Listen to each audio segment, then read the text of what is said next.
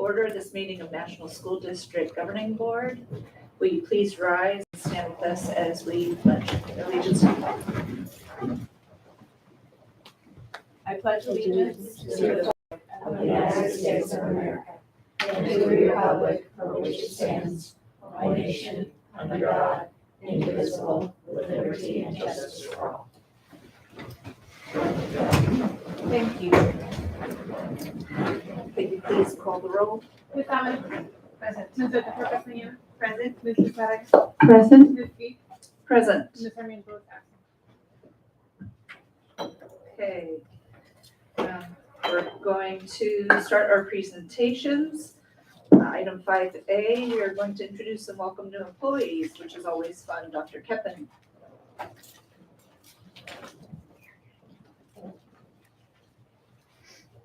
I'd like to welcome our new employees. We're going to go ahead and get started with those who are present tonight. I'm going to call your name if you wouldn't mind coming up and we'll take a picture. The first new employee is Amor Franco, Campus Student Supervisor at Olivewood School. Ms. Franco has experience working at Macy's and SeaWorld. She is a student at Southwestern College. Welcome, Amor. Our next new employee is Nancy Serrano, School Counselor at Rancho de la Nacion. Ms. Serrano has over 4 years of experience as a substitute school counselor.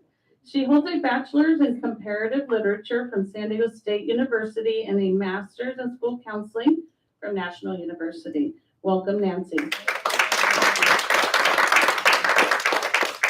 And our next employee is very well known, Ms. Stacy, impact teacher at Rancho de la Nacion. Ms. Stacy has over 30 years of experience as a classroom teacher in the National School District and over 5 years of experience as an impact teacher. She holds an associate's from Southwestern College, a bachelor's in liberal studies from San Diego State University, and a master's in special education from National University. Welcome back, Ms. Stacy.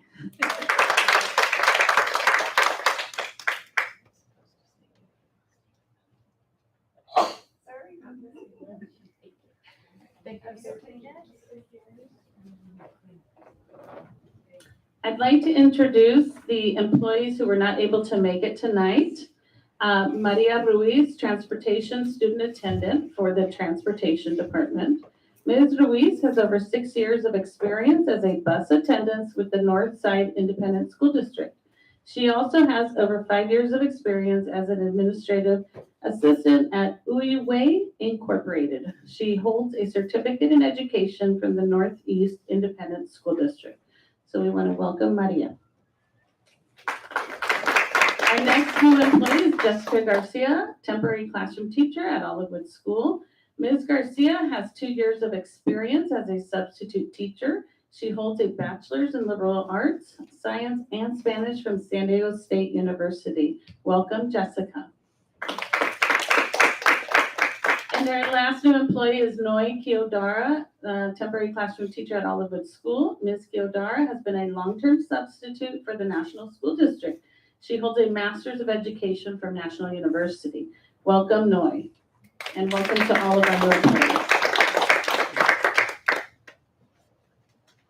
All right, before we get into public communications, I do need to report out from closed session. In a unanimous vote, the board voted to approve a compromise agreement and release in OAH case number 2023-060606. The agreement includes funds for special education services and fees in exchange for a waiver of claims against the district. Moving on to item 6, public communications. Public communication provides the public with an opportunity to address the board regarding an item on the agenda or other topic. Anyone wishing to address the board shall submit a request for oral communications card. Cards are available near the entrance to the boardroom and are to be submitted to the recording secretary. A member of the public who wishes to address the board on any such matter is limited to 3 minutes for one matter, up to a maximum of 5 minutes for all closed and open session matters. There shall be a limit of 20 minutes for any matter unless such time limit is waived by a majority vote of the board. Members of the public may not yield any time to other speakers. No board action can be taken. Do we have any We speakers? don't have any. Thank you. Item 7A, we need a motion to accept the agenda. Motion to approve? I second the motion. I have a motion from Ms. Betancourt Castañeda and a second from Ms. Lizarraga. Please vote.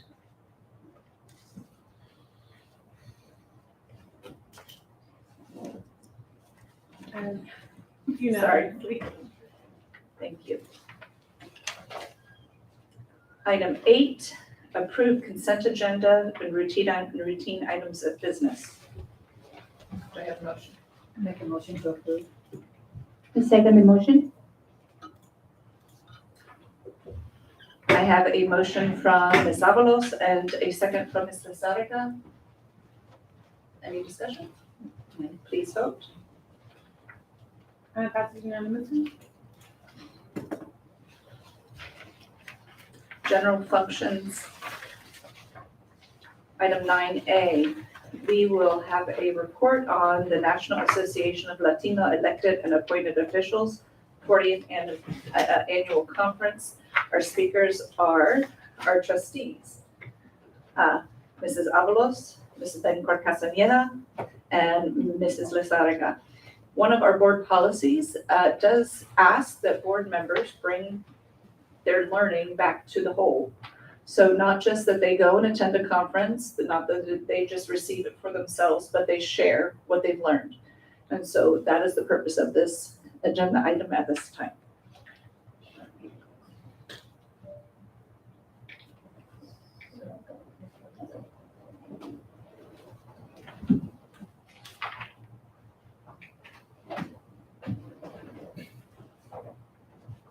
Okay, stay here. My turn, my turn. You can go your turn.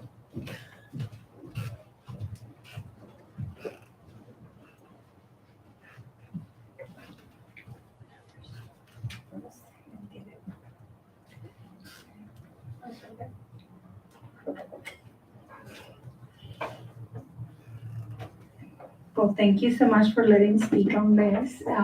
For sure, it was very learning experience in New York. We were busy and we just wanted to show you we were kind of the same conferences, but we got our own perspective on what we learned.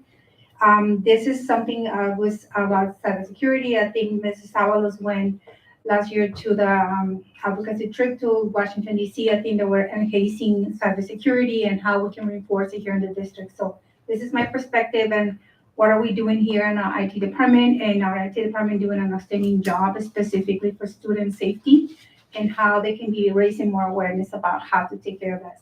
So what are we doing with our private information? So they were very questioning about, unfortunately, there was not so many questions and answer time, but we did have some notes to bring it back to us. So how to make sure your information, students and the families are protected. So we need to raise more awareness on our safety for not only for the kids, and only for the teachers too, and also for the parents too, how to raise more awareness on how to protect their computers, their systems, and all the information that they have. Especially need, there was also a question about if we need any professional development on how to cyber secure all of our devices, because we'll link our emails to our phones and vice versa. So it's something that we need to consider about phishing emails and how to follow up on that, a second follow-up email, and how we can protect our show for any open attachment that it may be linked to those emails. So hackers are looking for vulnerable phones, and awareness of that is responsible for all the providers and stakeholders that are related to the school information. So any campaign that it comes to me that it might be, we need a campaign for raising cybersecurity and create among all the staff teachers and about security issues and how to protect that information and what to expect in the case we get hacked. As you will recall, probably a couple of months ago, the medical field was hacked, and there was very hesitance to find out how this can happen, how we can be impacted too. And there was a fact from a person from Homeland Security. He was the presenter. So he worked for that agency, and he was hired, and he gave us a little fact about it. 75% of the reported attacks that were in 2002 were caused by phishing scams because people click on them. So that's a very high amount of percentage about how we need to raise awareness on that part. And because of a poor password security, we didn't get a second questioning about our password or a second security question to access to our information. So the recommendations and the questions, so it were that how we can raise awareness on our parent population, and because they use devices at home, they get support, and sometimes they access to their kids' homework. So how can we raise awareness and protection about that? Create a multi-factor authentication system is something that it was brought up, specifically for the devices that we use for the homework and the programming that we use for help homework support. And strong password is one of the big issues. So I have my password in a little booklet. My kids have access to it when I'm not looking. So they might be accessing to the information, and that's something that might compromise our information. Recognizing and report phishing, how are we going to do that? If in the case that we have a case that it was hacking on our devices, how we can report, how we can fix the issue. Training staff about cybersecurity is always it should be commitment from everybody, including the admin, including the teachers, including the principals, how we can raise awareness on the little ones, for example, that they use devices as well. And about trainings about how we can better update offline backups for our devices that we do. And can we, there was an issue about voting, because this is about, elected officials and how we can outreach, not only and disseminate that information, also the voting that were compromised. And there was question about sometimes the votes got hacked. And it was a situation that somebody explained to that one. I didn't get too much in detail into that one, but and payroll, public utilities can be affected for that same time. My personal question is how the Food Administration Agency got hacked one time. And he said it did, in fact. So any agency that uses internet and website access, it can be hacked no matter, because they put an example about Russians, they hack, and it was a agency that they targeted, and they discovered it was from Russia, and they did cybersecurity, and they engage in compromising the information. So is there any need of NSD? That was my question. Is there any needs that we can identify, and how we can raise more awareness, maybe on the little ones, maybe on the sixth graders, maybe on the upper graders too, and how recognize the phishing scam. So that's something that even me, I didn't recognize. And we have received, my personal email has like probably 15,000 emails, and not counting only the scams or the one that goes to the trash or to the other spam folders. So be careful with that one. It's just what I thought. There was a plenary session about mindfulness, about self-care. So in this session, the recommendations of the Austin Soil made housing a priority that increases emotional security for everyone. So we have it's a human right, and we need to feel safe at home, at school, and in our community. So remind yourself that you are enough, more than enough. So that's something we have to recall every single day. We need to put ourselves first. I always remind the airport when you travel that you need to take care of yourself and then the others, otherwise you're not going to make it. And are you ready for that? When you look in the mirror, are you ready for that now? We're going to wait more on a project. Sometimes we want to cover a lot because we're people of action, but in decision making, but how we can make it now that it can wait a little bit now, that it's not exhausting or drain me. So can I aim for more later, or can I aim for more now? So that's some questioning that we have to do every single time we do wake up in the morning, so we don't drain ourselves, because we need to take care of ourselves too. Building comadres and compadres network, that's something that stands out for me, because that's how we need those relationships. I'm a stronger believer in collaborations and building that type of confidence between the people who you talk to every single day, no matter if it's your home, no matter if it's your kindergarten, no matter if it's your neighbor. We need to establish those collaboration with that. And be authentic every time you do it. That influences a lot in others and spread the sense of community, but you need to start with your own family and yourself.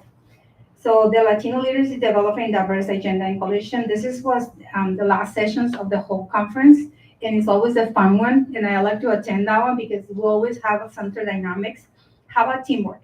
And the recommendation was from Gustavo Rivera, the senator from New York, and it was very fun, very easy going, and so we all get engaged. Most of the people were from California, and he's like, are you not from California? You're not able to speak. So we were very engaged, and it was a big group. So the reality is that we have every single day in every single workplace, we have many folks that you don't want to work with, but you need to work anyway. You need to be able to be mindful and open up, and that's his word and not mine. That it was like typing what he was saying. But the organization that you're working in now, it should be focused on how to see collaboration and how to work together. So that's something that stands out for me. Get to the point where you can create policy that look for allies. Google people who cares. That this will create you in a particular way to brainstorm how to tackle the community. The community needs, as we struggle, remember why you are doing this. Create those coalitions, find the balance, and get things done strategically and tactically.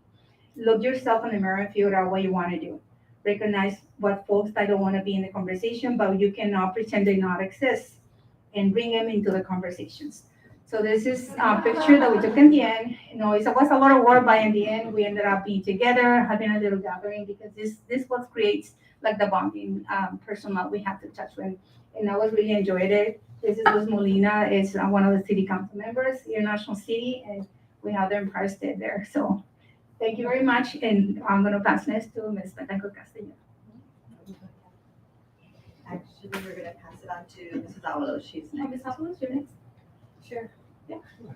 Well, apparently, we all went to the securing our critical infrastructures. We did that already. Thank you. And also the leadership, compassion, fatigue, Latino leadership in developing diverse agendas and coalition. Also attended those. But I attended the sessions, and I also attended the one with fentanyl, which seems to be a great thing, not a great thing, but something that's horrible going on right now into the United States as well as here and throughout the whole world. And right now in San Diego, it's really a huge thing with fentanyl right now. Fentanyl is a highly potent synthetic opioid which contributed to over 110,000 drug overdose deaths in 2022 alone. Unfortunately, school districts have not been immune to the dangers of fentanyl used by students in this session. Policymakers will have an opportunity to discuss the role in the fight against the fentanyl and opioid crisis in schools. This session will include health experts, education, policymakers discussing strategies to educate, prevent, and to support student well-being. Right now, fentanyl comes in different, in pills, in powder, and actually it was actually used as a painkiller at one time. And that's how they started using it, as a painkiller. But then it got worse and people started overdosing and getting addicted to it. And the sad part is right now, even the students, even in grammar school, even in middle school and in high school, have no idea what they're doing. And it's coming in different forms, in powder, in different things. It makes it feel good for a little while, and then they get addicted. That's even worse than heroin. At one time, heroin was they were able to, do something about it. Right now, we do have a spray that you can spray into your nose, but you gotta have it handy, so how do we know when we need it? How do we know who's using it? We don't. It's just that the parents have to be aware. There's a lot of different signs that you can look into your parent, into your children. Are they being fatigued? Are they being tired? They don't want to do their homework. They don't want to go to school.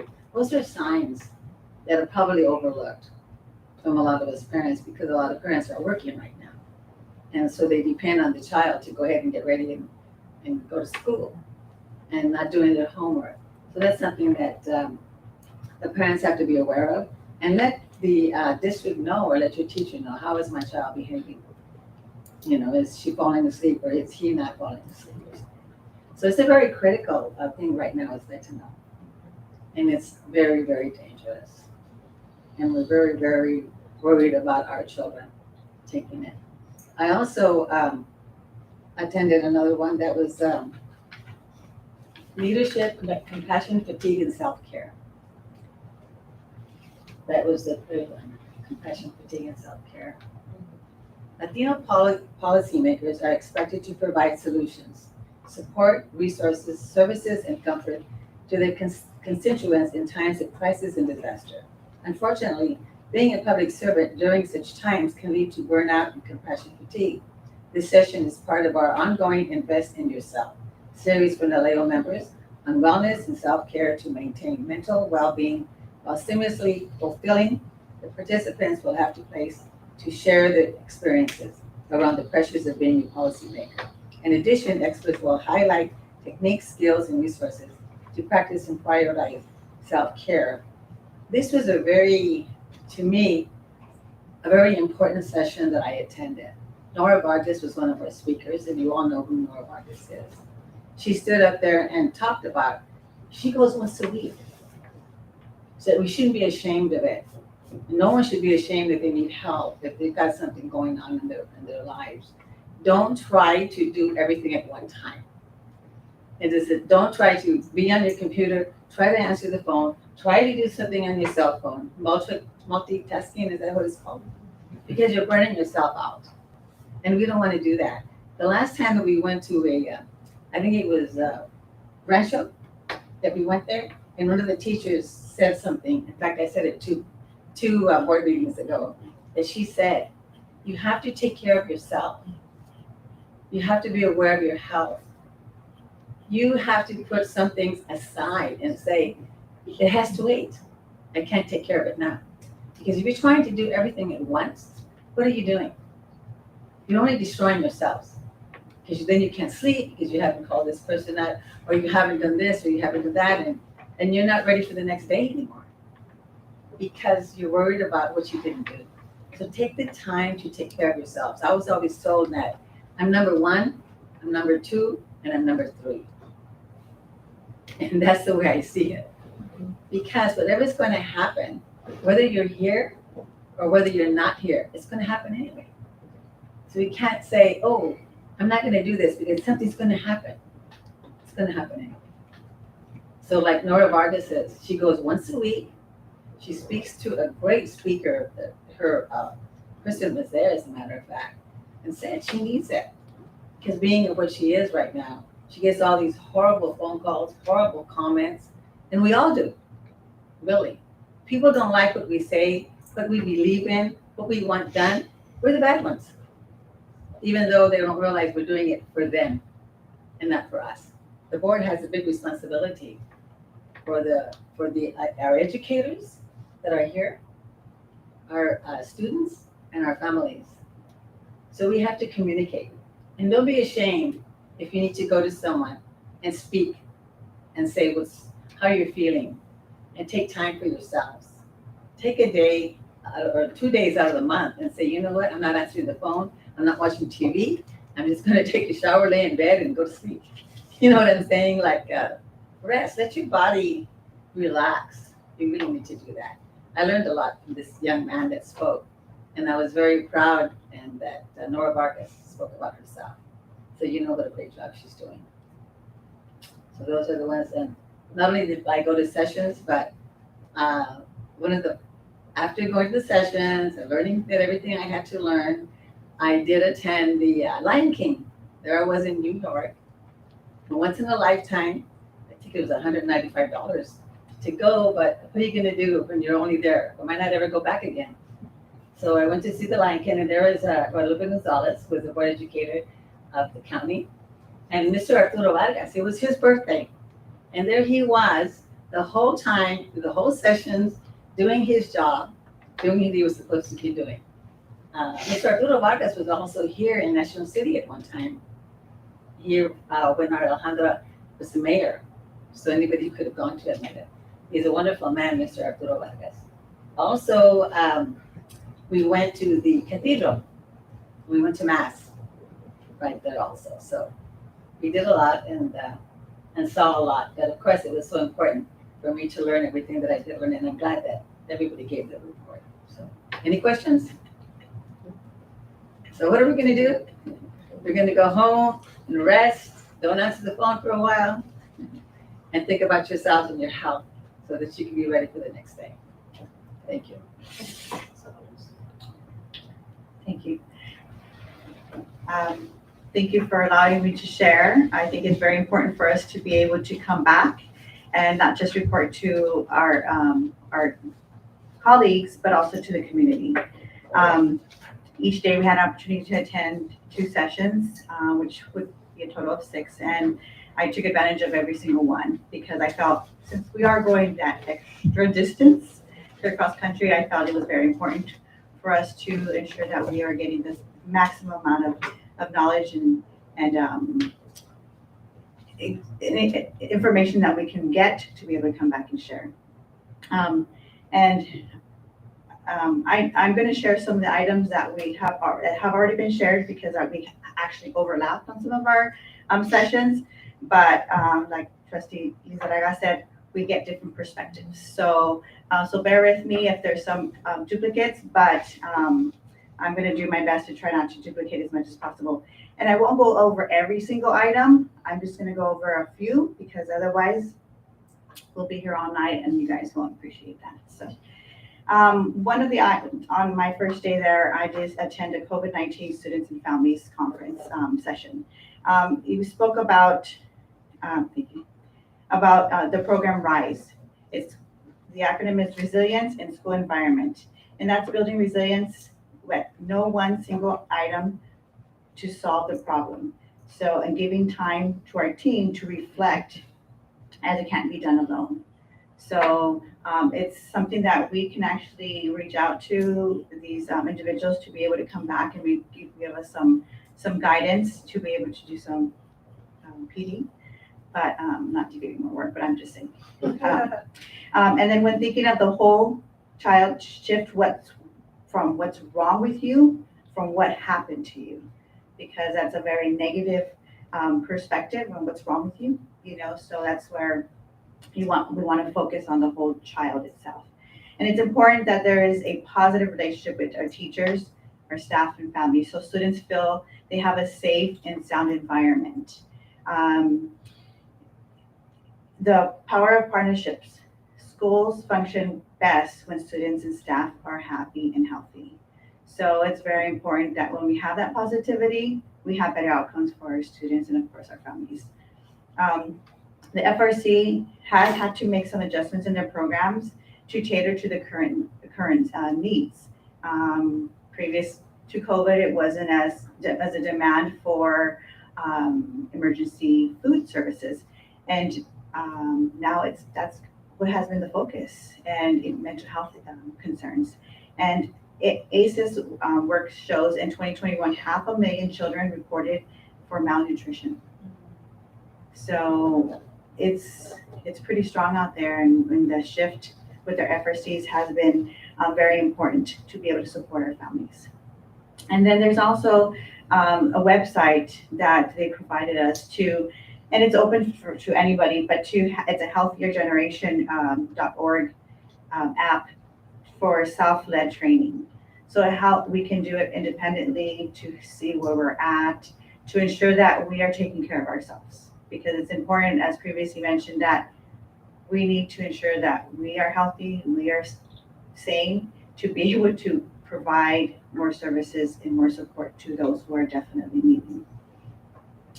And the next item that I did was securing our critical infrastructure. And I know it's been previously spoken about, but this is not just a virus issue. The acronym CISE is part of a Homeland Security, and the acronym is Cybersecurity and Infrastructure Security Agency, which provides phishing campaigns. They are advisors, not to provide options for consideration, not regulators or auditors. So this is something that and I've spoken about this when I came back from CSBA. It has taken over a lot of agencies, and it's cost a lot of money to be able to come out of that, I guess, jail of hackers, because our information is very vulnerable, and it's also very sensitive and important that we don't just have it out there. So they mentioned also that when an organization, like if an organization hires a third party contractor, that also poses a problem. The reason being is because if our information is being housed in a third party, and that third party gets hacked, our information is now in their hands, and now we've become vulnerable, even though they're the ones that were hacked. So we do need to ask, how are they protecting us from the hackers, and how are they protecting themselves from the hackers? So that way we are not also compromised. One of the interesting thing, or one of the many interesting things that I also heard about, was mentioned is that there are many interconnection devices that we might not even know about. And it comes directly from manufacturers. For example, your washer, your dryer, those are sometimes they're smart appliances, your even light bulbs. All those pose a threat to our infrastructure, all of our devices and so on, because if you don't reset them from the manufacturer, that information is out there already. So even vacuum cleaners, like I just didn't, I wouldn't have thought that, but we definitely need to look at those items, because the easier they are for us, the harder they are that we are not paying attention to be able to avoid some of those hacking. And it's highly recommended that this would be something for our district to also look at closely. So again, we have to do an audit probably of our devices, and oftentimes we don't know what we don't know. So we need to really kind of dig in a little bit deeper, because phishing is something that's very, very common, but it's so simple to get somebody, to get hacked from somebody who has just clicked on that link because they want to get, and that's something that that has been happening constantly. And like I mentioned before at my previous presentation is we do need to make this as a part of our drills. And it's not to, got you, but it's really to protect the district, our kids, and everybody who uses our devices. So it's similar to the fire drill and the earthquake drill. It would be the same concept. So, and I know previously it was asked of me what would be a drill, is you send out an email from the IT department and the phishing email, and then there you go. And that is used also for training purposes and so on. And next. Thank you. Another item was workforce development for local government. Local government is hiring. So I know that during COVID, we did many industries did remote work. Not all industries had that capability, but remote work is separating those that don't have access to internet versus the ones that do. So that has posed a lot of problem, but also it's hard to feed like a district of kids, 2,000, whatever, 6,000, whatever is out there from home. So again, that makes that separation. Offering flexible work days instead of remote work is something that has been kind of thrown out there to try to give as options. And then companies have also offered 3 to 4 work days, like a 10 to 12-hour work day. And that has shown a lot of increase in productivity. I know it's hard in the school district, but that's what the reports are. Make just consideration. However, in some cases, remote work has also divided workers rather than united, because of the fact that not always in one area, but also there's that resentment because some can work from home and some have to be in the office.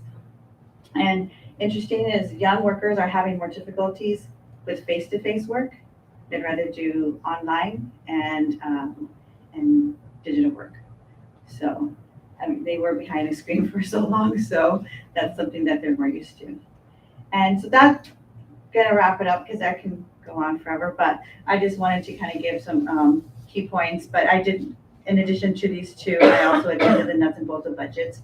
And I'm sure you guys know that would be a whole another meeting, but there's a lot of information, and some of it we've already covered just because we've had our presentation from Dr. Berg, but it's just some of it is repetitive. But and then the Latino leadership and developing diverse agendas and coalitions. So a lot of information, but I felt it was very important that I attend every single one because it is a lot of valuable information to bring back and for me to be able to better serve my community and my role as a board member. So thank you so much. And if you have any questions, feel free to ask me. I'm just kidding. The really weird thing about, I'm kidding. well, the really weird thing about asking questions is that all three of you went and I'm the only one who didn't. So I guess they're my questions? Yeah, I don't know either. Well, Alma's not here, so she can't ask. the For tonight. I'm teasing. Well, anybody can ask the questions, not just me. Well, because, I do have things written down, but hey. Okay, so I'll go with my things. We do parent workshops, correct? Can we add fentanyl and cybersecurity to our parent workshop options? Possibly? Yes? Yes. I know that was something that we had previously had, but I think it's very important for us to continue to have that conversation, because things evolve, and if we don't have that at the forefront, we're not in the know, we're not updated. So I think it's important that we do continue that. Because we're the social, emotional, like personal health care and personal self-care. I think that we're still having those discussions, but I think sometimes we do like cybersecurity or fentanyl, we're like, oh, we checked that box. We can't have it be a checked box and that we act like we're done. It just doesn't work that way. No, it has to be an ongoing conversation. And so a follow-up thought for that. You ready? Okay. So, because Dr. Kraft, I believe that, like, I just finished my class's cyber awareness sessions with my students. I'm assuming we have, Yes, thank you.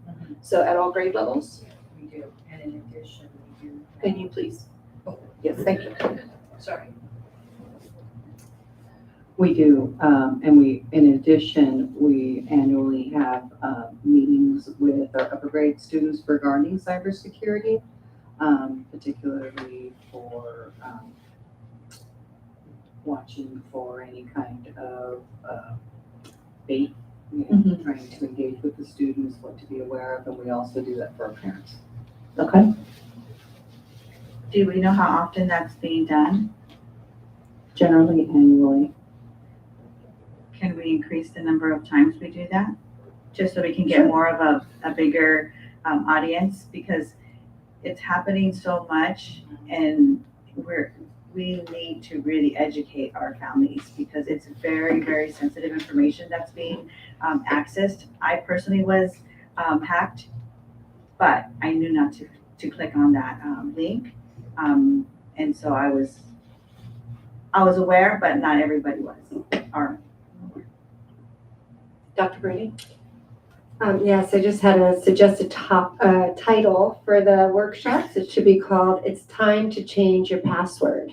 And then that should be one of the goals before you leave, is that your password is changed, because as we all know, we have, every once in a while it says your password's outdated and it's really hard to remember your password. And so if we made it a habit, we could change our passwords at that time too.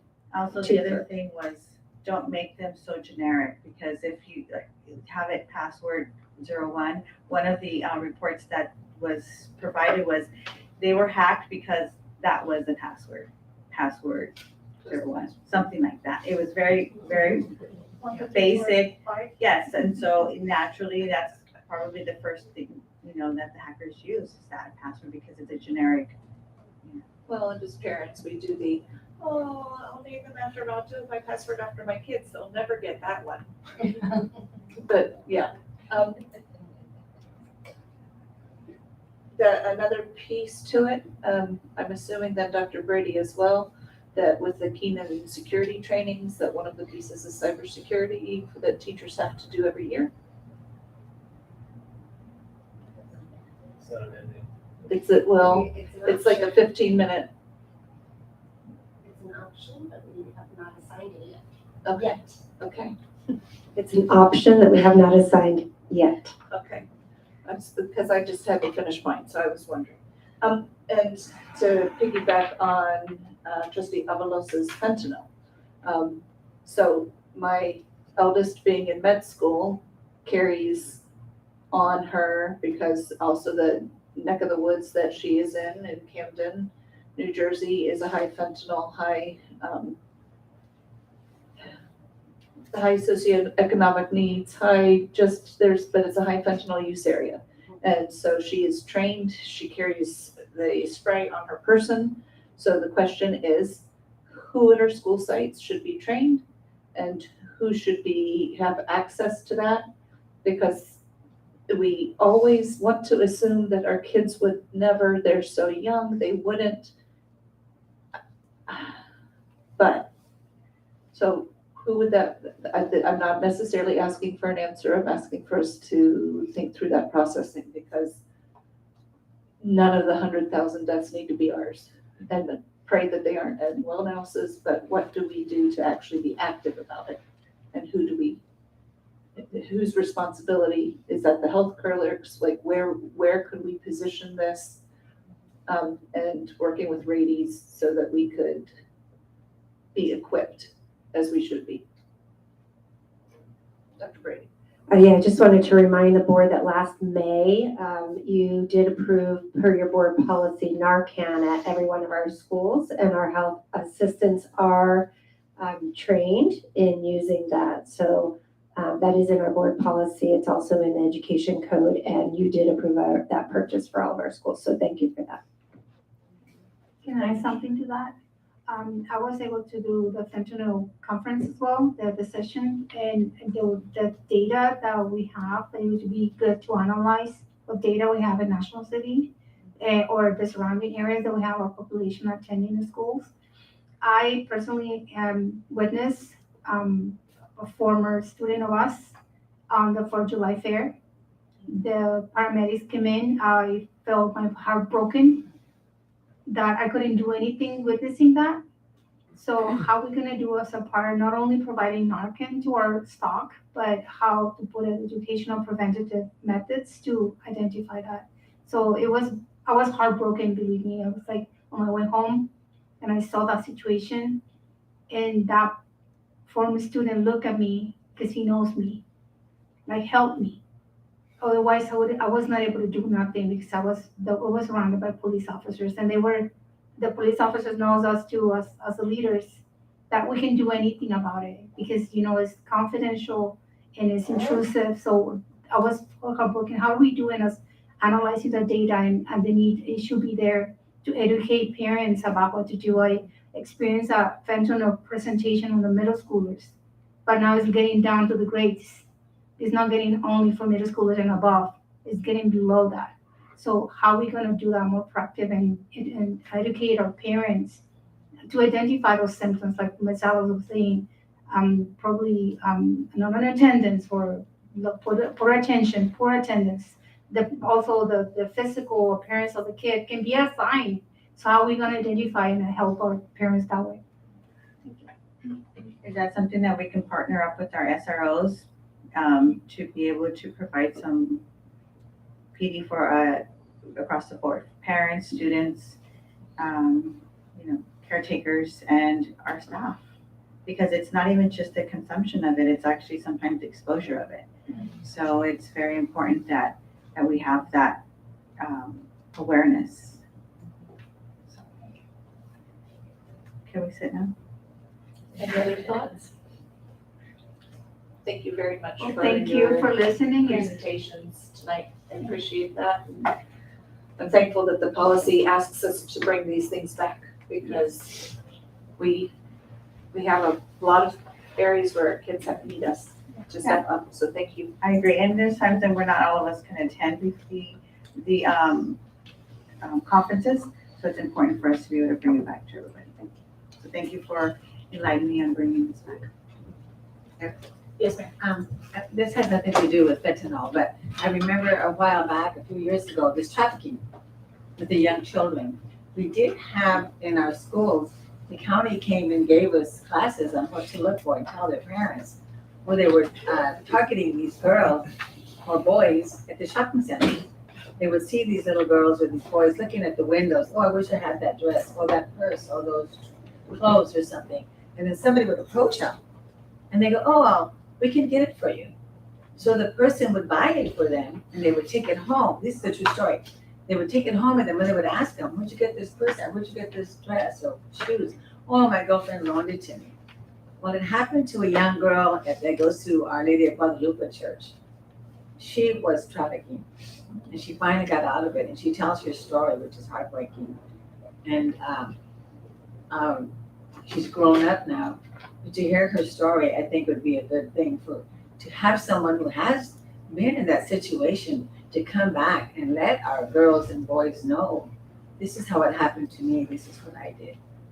And I belong to San Diego Organizing Project, so we do a lot of that stuff, and organizing in different churches, it's a non-denominational thing, but we get to listen to a lot of that stuff, and that is something that we should be aware of also.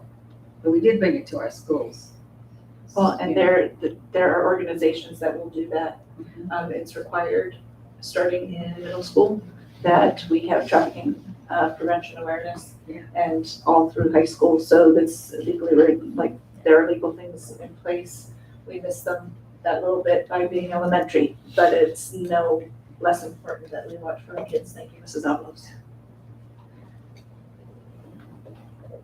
Item 10, educational services, 10A, presentation and discussion of the LCAP clarification table. Dr. Kraft.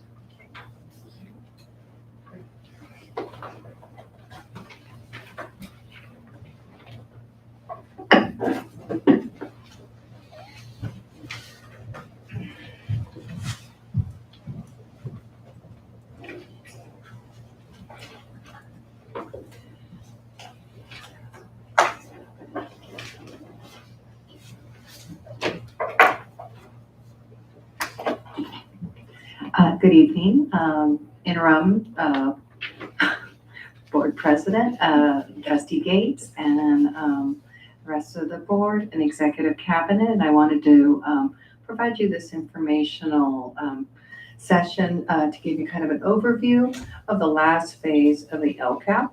It's the gift that keeps on giving. And so in your folder, you will see that there's the LCAP clarification table. And as you know, we go through a fairly extensive LCAP process here in National. We spend lots of time getting stakeholder inputs from all the required groups and then additional groups, because the more input, the better our programming will be. We create the LCAP.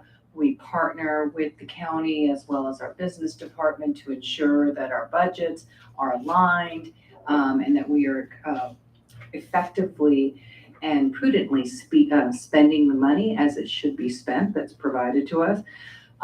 Then when that whole process is done, we bring a completed document to you in June for adoption, as you did this last year. Usually at the last meeting in June, the LCAP was adopted. And then after that, the San Diego County Office of Ed, all county offices actually in California, are then tasked for helping to ensure that our LCAP meets approval in accordance to the state. And so if you take a look at your LCAP table, there are 4 criteria that determine LCAP approval. And the county, this is the county's task. And so we had met the expenditure budget, the adherence to the expenditure budget, and the calculation of carryover. Generally, there are changes that come with the template. Sometimes before you used to get a letter about this event, now it's a clarification table. And so generally this is the area that we refine prior to sending it to the state. And we work closely with the San Diego County Office of Education, and they always do a wonderful job. We're grateful that they are with us, and they provide us the technical assistance to ensure that when our LCAP is presented to the state, that it is designed and presented in a way that meets the criteria of the rubric that the state has provided for each of these areas. So if you take a look, you'll see that the columns below are the clarifications that we had to update in the LCAP. All the changes were not substantial. They did not change what the board adopted in June. The goals are the same, the actions, but there were clarifications, the way you wrote something, the way that you maybe, in fact, wrote a word twice, those types of things are what we went through. They check, we work, they check, until the LCAP meets its final condition that would bring it to approvability. And so I'm glad to say that, as you can see, we have met all criteria for approvability. The county has given us the go today. They will be taking our LCAP and submitting it well in advance of the required due date, which is September 15th. And so that's it in the big scope of things. Are there any questions? No? All right. Okay. Dr. Brady? Okay, Dr. Brady. Not a question, just a reminder in addition that we will be posting the clarification table to our website alongside the LCAP, and tonight's presentation is part of the transparency piece to make sure that the board sees it, knows it, is aware of it, accepts it. Once you accept it, we'll make sure that it's available for the public to look at in greater detail. Yes, and so that any changes that they saw in June will be cleared through this clarification table if they look at the new LCAP that will be uploaded onto our website, which is required. I have a random question. Okay. How long does it take you to do this? Whole thing or just? Well, I realize that you have multiple meetings because we've sat in on a number of them, but we don't sit in on all of them. But even just the process of sitting down and answering this, I'm just curious, like, what is this workload? And not because we can change it, but what is this workload? It's fairly extensive. I mean, it's a momentum, so. yeah. Sure, that please. It's a labor of love because I know what we write in here, we give to our kids. And so it's it's the necessary step, not unnecessary, take that back, it's public. The necessary step to get it, but probably I actually have never actually calculated. A lot of weekends, a lot of nights, so, because Well, it's. not even working on it, then. Yeah, I'm not gonna ask you to calculate it because that would just add one more thing for you to do to your LCAP. Yeah. That doesn't feel Yeah. fair, but. It's So- been months that you've been working on it. Yeah, in fact, I was joking when I said the gift that keeps on giving, but there's truth in it. In fact, we will be up and coming to our next 3-year. It's hard to believe that this year is the last year of the last 3-year session. And so when I do the 3-year, I add layers so that I can make sure that we just, it's 3 years of implementation. The intent behind it is to give it time for things to stick and to hold. And so when you get to the next 3-year session, you really have to take a look-see and determine, are we moving in the right direction? Are there things that we need to tweak? And so that takes a bit more time, and your surveys and your outreaches tend to be a bit more because you have to determine whether you have to recalibrate and start fresh. Thank you, Dr. Kraft. Thank you. Thank you. Thank you. 10B, to approve the National School District's adopted instructional materials list. Dr. Kraft? Yeah. Do I just do this? I just leave it? Oh, okay. Sorry, I should have allowed you to get back to your seat first. The computer would not respond to me. It's probably phishing, right? Oh, no, I'm just kidding.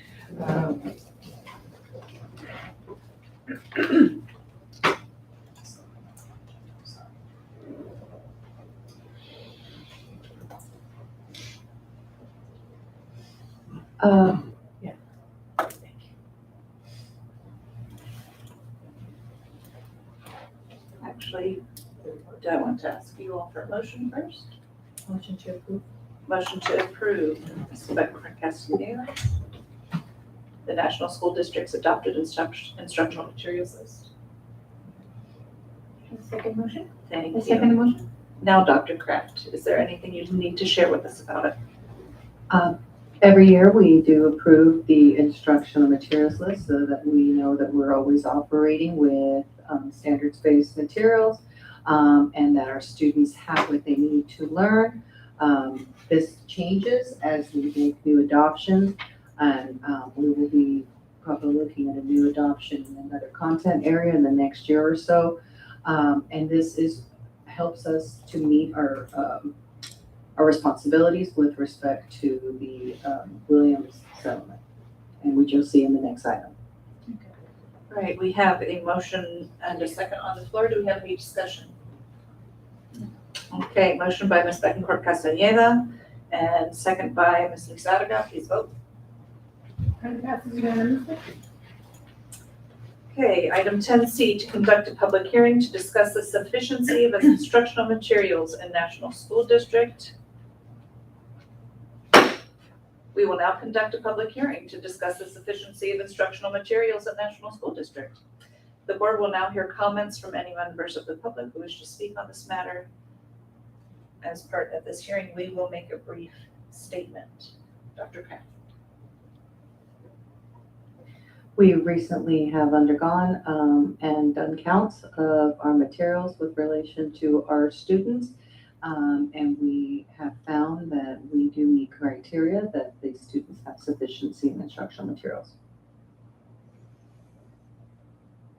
Would you be so kind as to clarify what exactly that means? Because it used to be that, if you had books in the room, life was happy, right? So what does that mean for us today?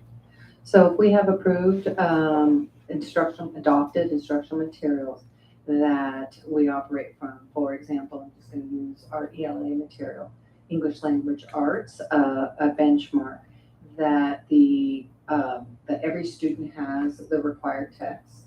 It could be a consumable text, it could be a hard text, it can be a paper text, and they have all the materials that would be required to meet the learning of the standards that are reflected in that curriculum.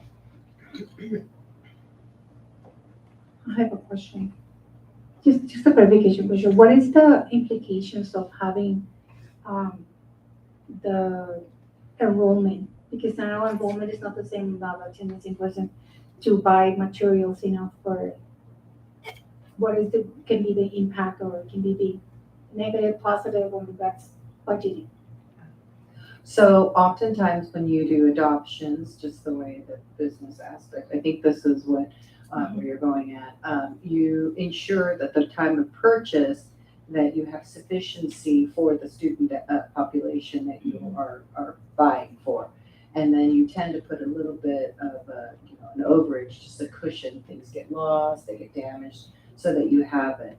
And with respect to what's been happening in National School Districts, since, for example, our ELA adoption, we've seen declining enrollment. But when you engage with the vendor contract to get the materials, oftentimes anything that's consumable that you need to get every year, you negotiate a set amount, and you're kind of estimating based off the demographics that you have to make sure that every year you have enough so that you can meet Williams. In our case, we actually have with our declining enrollment, we have a surplus with it, but we've already connected with and already committed to receiving those materials for a certain amount of time.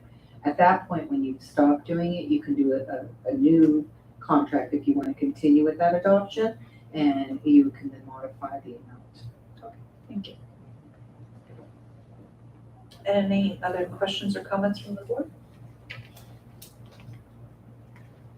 All right, we will close this hearing. Thank you.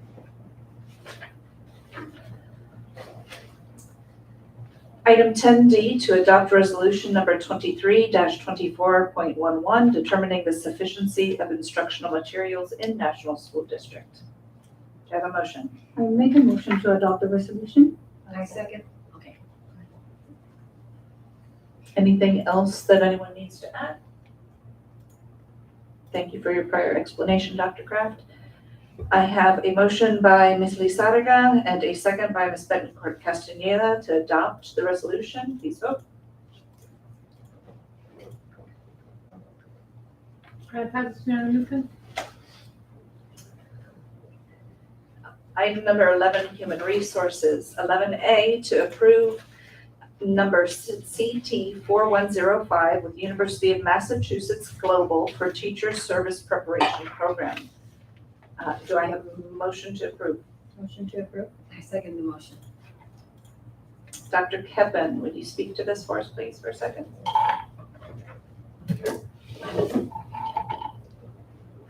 We received a request from a student to be placed in National School District, so we're excited to have this person come and do student teaching.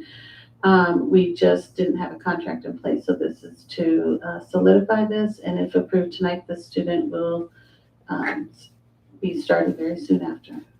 Do we know if it's a former student of ours? Do we know if it's a former student of ours? No. No, I don't know. Curious as to what. I do have the name, but I can find out. So we have a motion on the floor. Any discussion?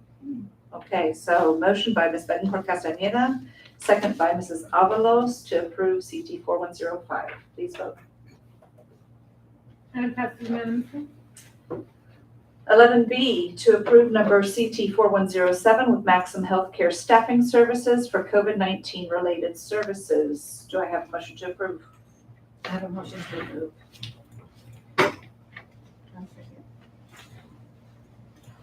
Dr. Kevin? Thank you. This is to continue the contract that we had. We had one last year to help support our staff with COVID-19 support. If an employee does have COVID, they contact the COVID hotline. They provide them with information in regards of what to do for next steps. So this is to be able to continue the same process that we've had since last school year. Dr. Baird put this in place, and this would be to continue this process. Per Cal OSHA standards, we're still required to provide this support to our employees until 2025. Okay, thank you. Mrs. Bettencourt Castaneda? That was the question I was gonna ask, if this is the same one. So if it's the same, why would it be just amend the contract as opposed to having a new contract? We are doing, now that we have less COVID, we're doing a billable, before we were paying in a different way because we spent a lot more, the contract was bigger last year, we had more COVID. This year we are going to billable hours, so as needed. Thank you. All right, any other discussion? I have a motion from Mrs. Avalos and a second by Mrs. Bettencourt Castaneda to approve CT 4107. Please vote. And it passes unanimously. Okay, item 12, business services. Item 12A, we have a presentation on facility and bond projects from Dr. Burke. Good evening, everybody. Yeah, please skip the fabulous cover slide I created, and we'll go right to the meat of the presentation. Thank you. So we're going to look at some of our facilities today. A lot of wonderful things have happened with National City School District's facilities over the last year. Tremendous work has been done just in the last 6 months. And we're going to hear from some of our partners as well on some of the, behind the scenes work, digging deeper with our architectural support, and also looking at some of maintaining the quality of our systems. And so we'll get into that in a few minutes. But first, let's spotlight the beauty that is the National School District. First, we have Ira Harbison. You see some of the ELOP projects that went into effect here. A lot of this work was led by David Castillo, our fantastic, fabulous director of maintenance and operations. He's an amazing person. We originally put some of these slides together as a part of honoring him for being an employee of the month.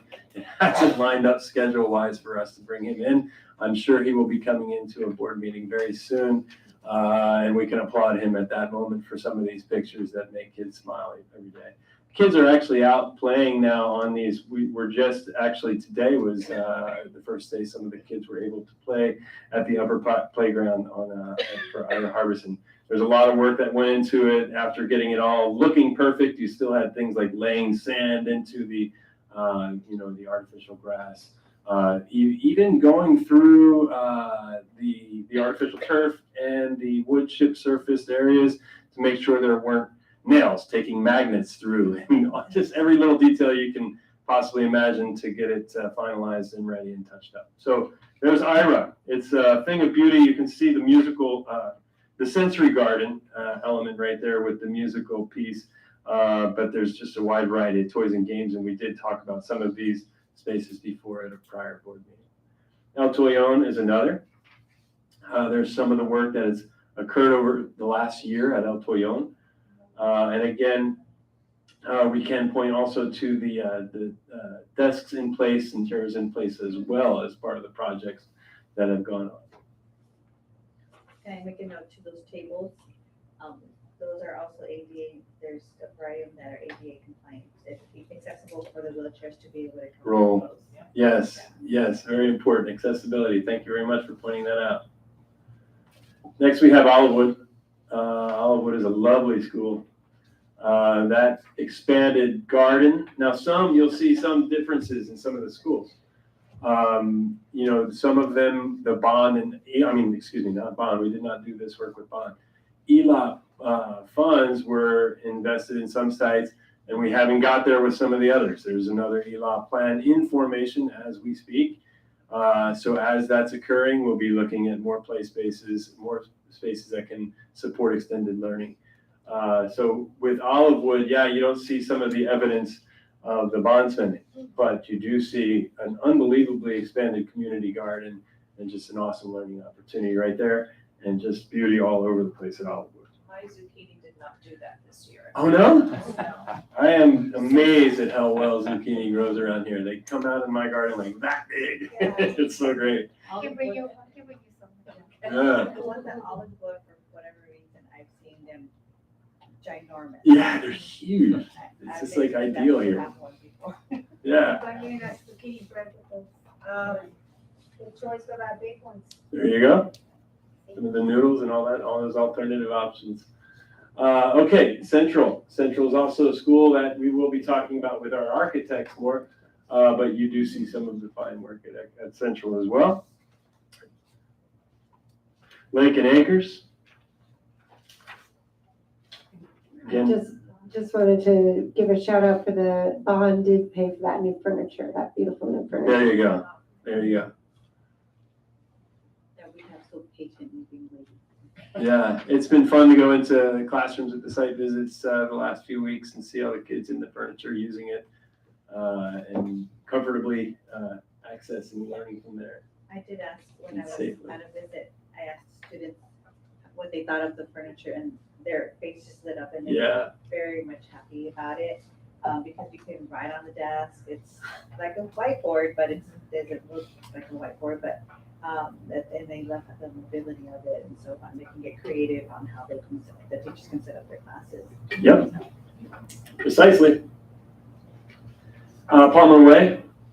There's some very exciting ELOP project work at Palmer Way. I don't know if anyone, well, you see two of these office spaces also just got completed right before school started. So that was great for the office team during registration to have a nice new fresh space to do their work.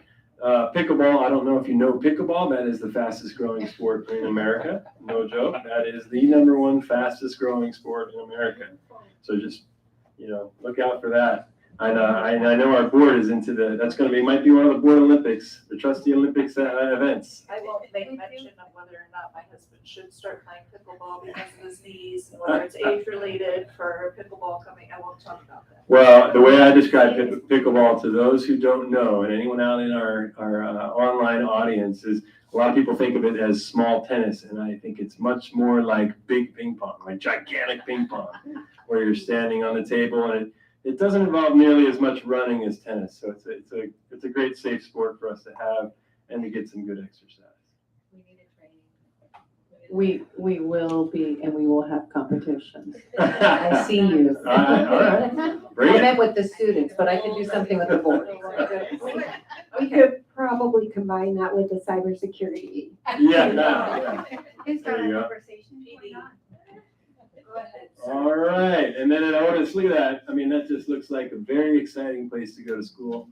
Probably in comparison to, prior years where you might have had some little bit of chalk playground opportunities and limited organized play. That's a big piece that goes along with some of these playgrounds is the organized play opportunities that you have, organized recess, so it's not kids just strolling around. You can set up games and make sure that they're rotating around across the games and accessing all of it. So it's an exciting way to do recess for the kids, I'm sure. It must be so, I mean, just imagine walking into a campus that looked like that. I know mine did not.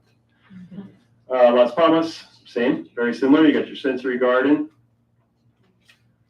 and some of these beautiful office spaces. Kimball, similar, same thing.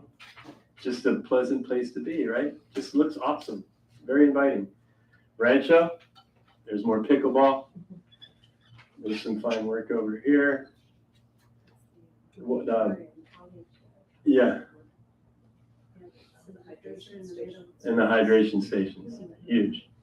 And then 5 of our schools got brand new flooring in the auditorium with the school logo mascots in the middle of it. So, that's one of the first places our parents come to get orientation and learn about our school. Kids are in there every day, and it just shows pride for our schools.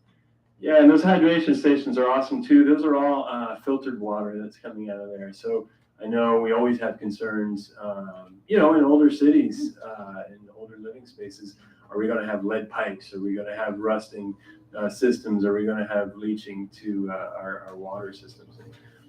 Even if we do, the hydration stations are fully filtering all that out and making sure that we're providing kids with fresh, safe water. Dr. Burke, Yes. how's the access to the ball fields? Because I see some dirt still yet. I see the pathway in it. Is it To which field? To the pickleball area. Oh, okay. They're almost done. They're in the finalizing touches. I'm wondering what the accessibility for kids with this. We have this classroom that they call kids with different abilities. Yes.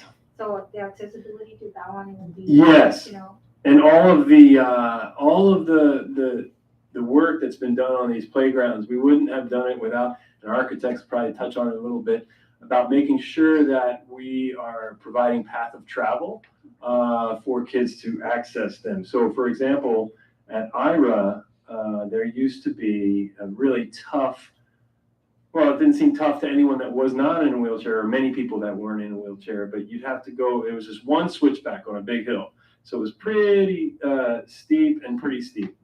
And so that whole hill has been redone. So the dirt has been remodeled and set up so that, and it's now being sidewalked so that you have, I think there's 4 switchbacks, which creates a lot less of a slope.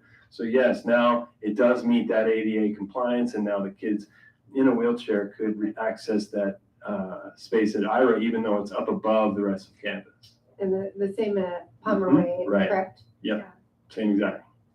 Yeah, I know it's a long road to go, but I think there's not only people who has low mobility as well as consider, and I know they consider that too.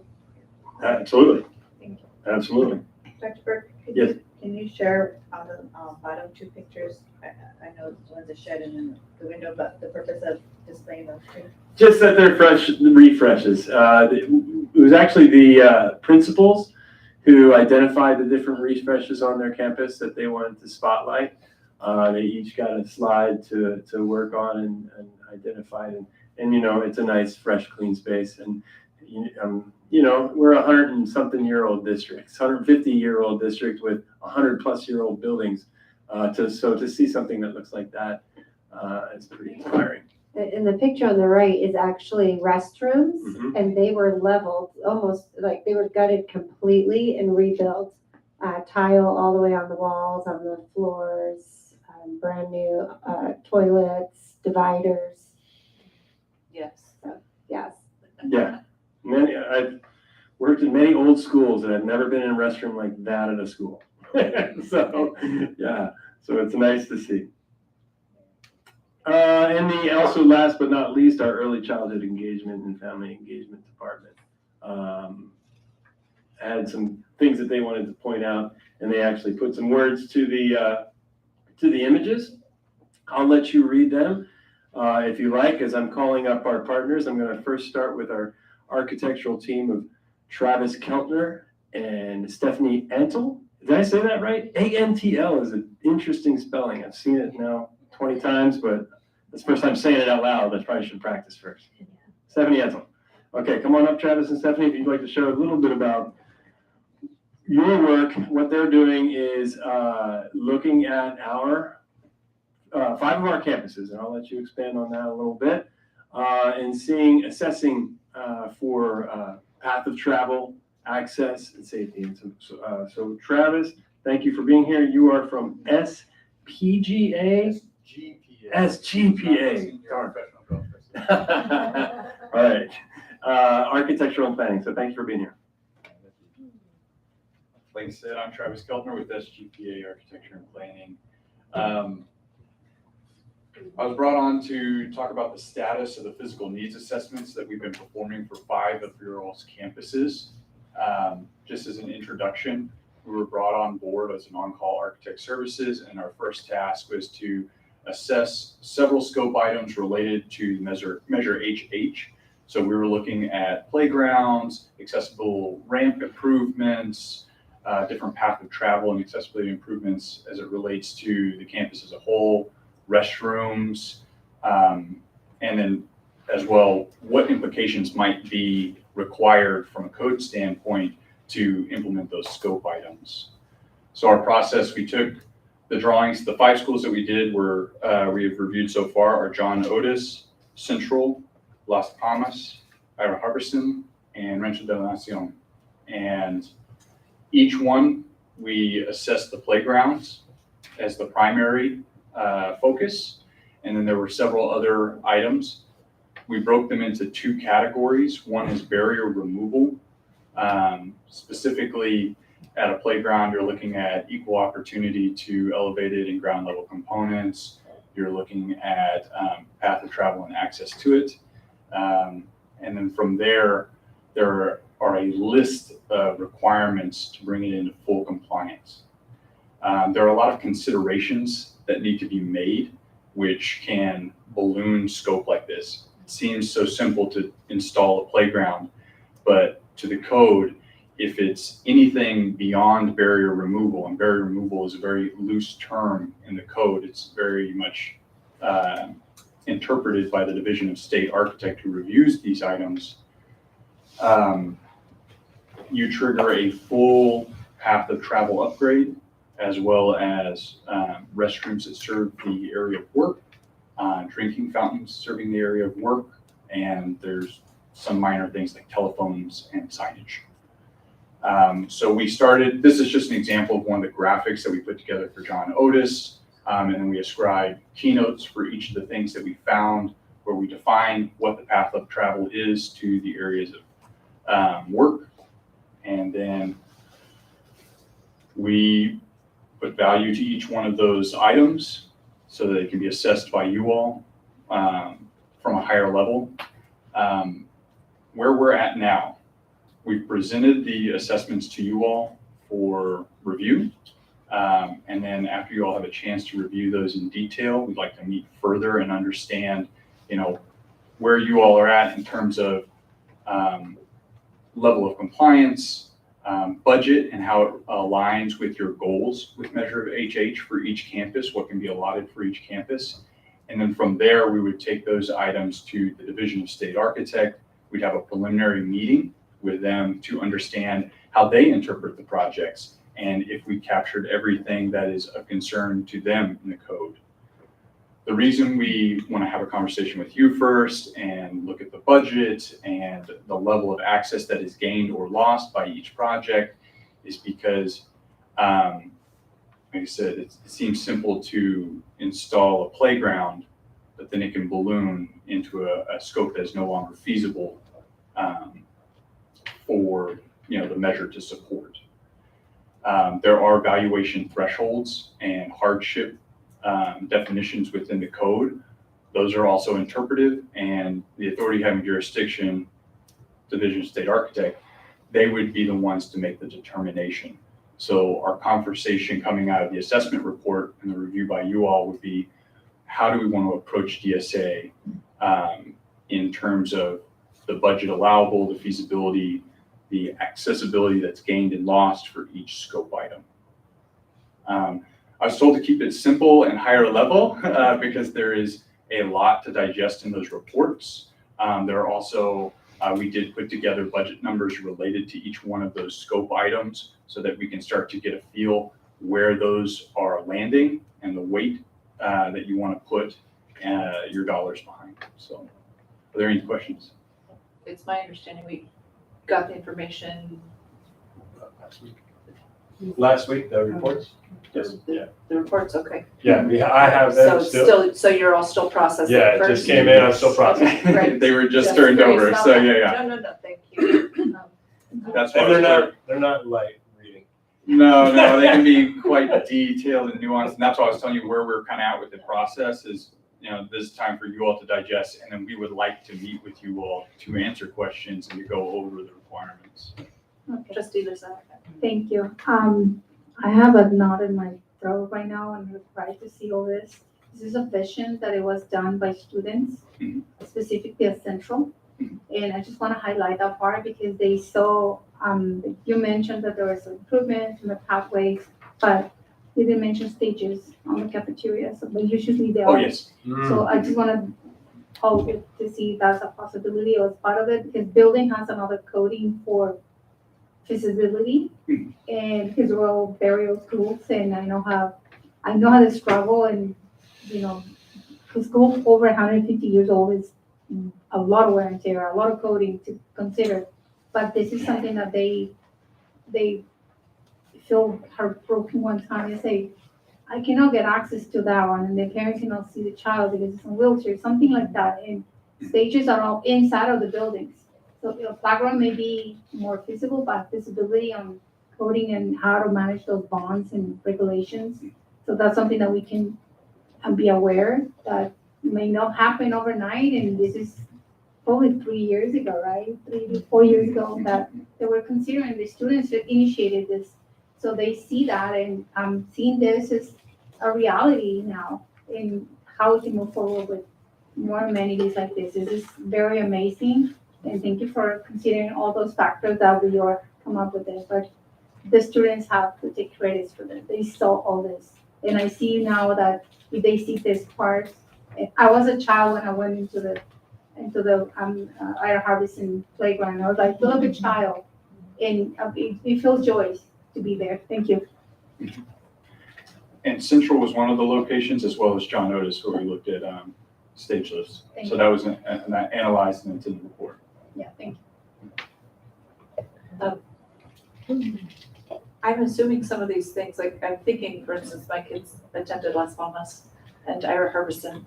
And yes, the Ira Harbison facilities were not the easiest accessible all the time. But even Las Palmas, the position of the main playground is in the way back corner. And currently, if you're going to go to, well, not currently, but if you're going to go there, you had to get across grass to do so. Mhm. And then the playground equipment itself was not ADA accessible. So, like when you're talking about considering structures and not being able to just, you can't just tear it out and put it in. And then, like, from what I understand, it requires permit to just tear it out, much less everything else, correct? I don't believe you need a permit for demolition necessarily, Because but that's fun. yeah. We I can mean, get the kids involved with that. yeah, you would need a use permit, but you wouldn't necessarily need to go to the Division of State Architect for Yeah, demolition. But anything new work would. so Um, are we talking about repositioning of things like that, or are we talking about using, so like I said, for instance, that Las Palmas playground is in that way back corner. mhm. So I'm assuming that some of the discussion is, okay, well, we already have that area more more prepared than the other areas might be prepared. We look into what is the best use of resources, whether or not to move it completely and have to do all the structural underpinnings required for a playground, or whether it's better for us to make that, the word path of travel. Path of travel. So that's part of those discussions too, what's the Yes. wiser choice? Yes, you're very sharp in that sense. We weigh all of that. So we actually walk out on site. We look at, are there any potential paths of travel that just need remediation to get to that or be extended to be able to get to that? Then we look at the condition of the play structure itself, the bounding curve. One of the goals is to replace all the mulch chips with rubberized surfacing because it has a higher level of accessibility and is safer for children.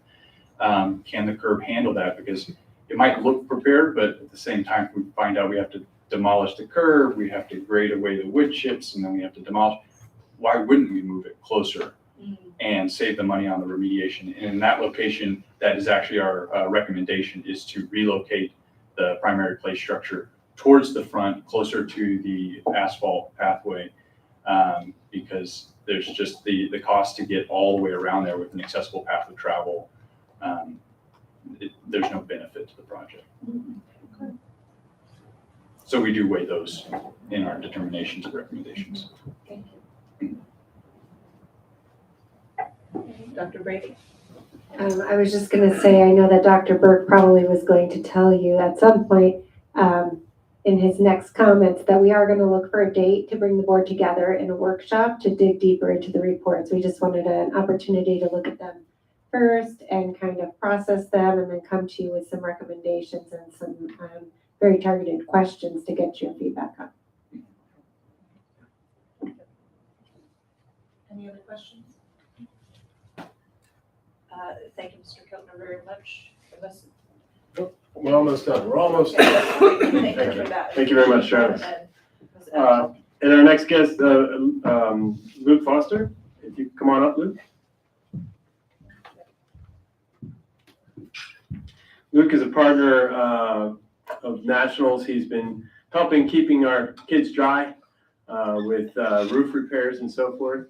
And he, How do you do Monday? Never mind. yeah. We'll talk later. Yeah, well, that's a big piece of it too. We, recognizing that we did have some challenges this past week. We performed very well as a district, in part due to the help we received from our partner here, Luke, and also from David and his team who chipped in on many repairs as well. So Luke, I'll let you just briefly address the stats.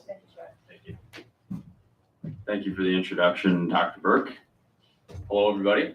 I have had the opportunity to meet, I think I counted 3 of you. But for those of you who I have not met, my name is Luke Foster, and I'm with the Garland Company. And we were asked to survey all of the roofs district-wide to gather a better idea of just the overall conditions. With that, we also put together a capital budgeting plan and priority list for every single school site, documenting what's good, what maybe isn't good, what's in between, to help the district just have a better idea of, again, the overall conditions district-wide.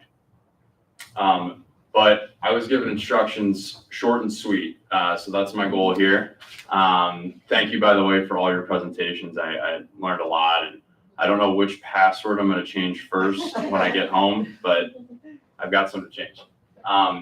So I just want to cover a few things. First, what's the purpose of these inspections?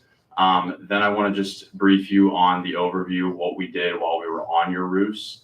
And last but not least, just to break down the ranking system, how we prioritize all your roofs. So first, the purpose. First and foremost, we're looking to identify roofs that are liable for leaking.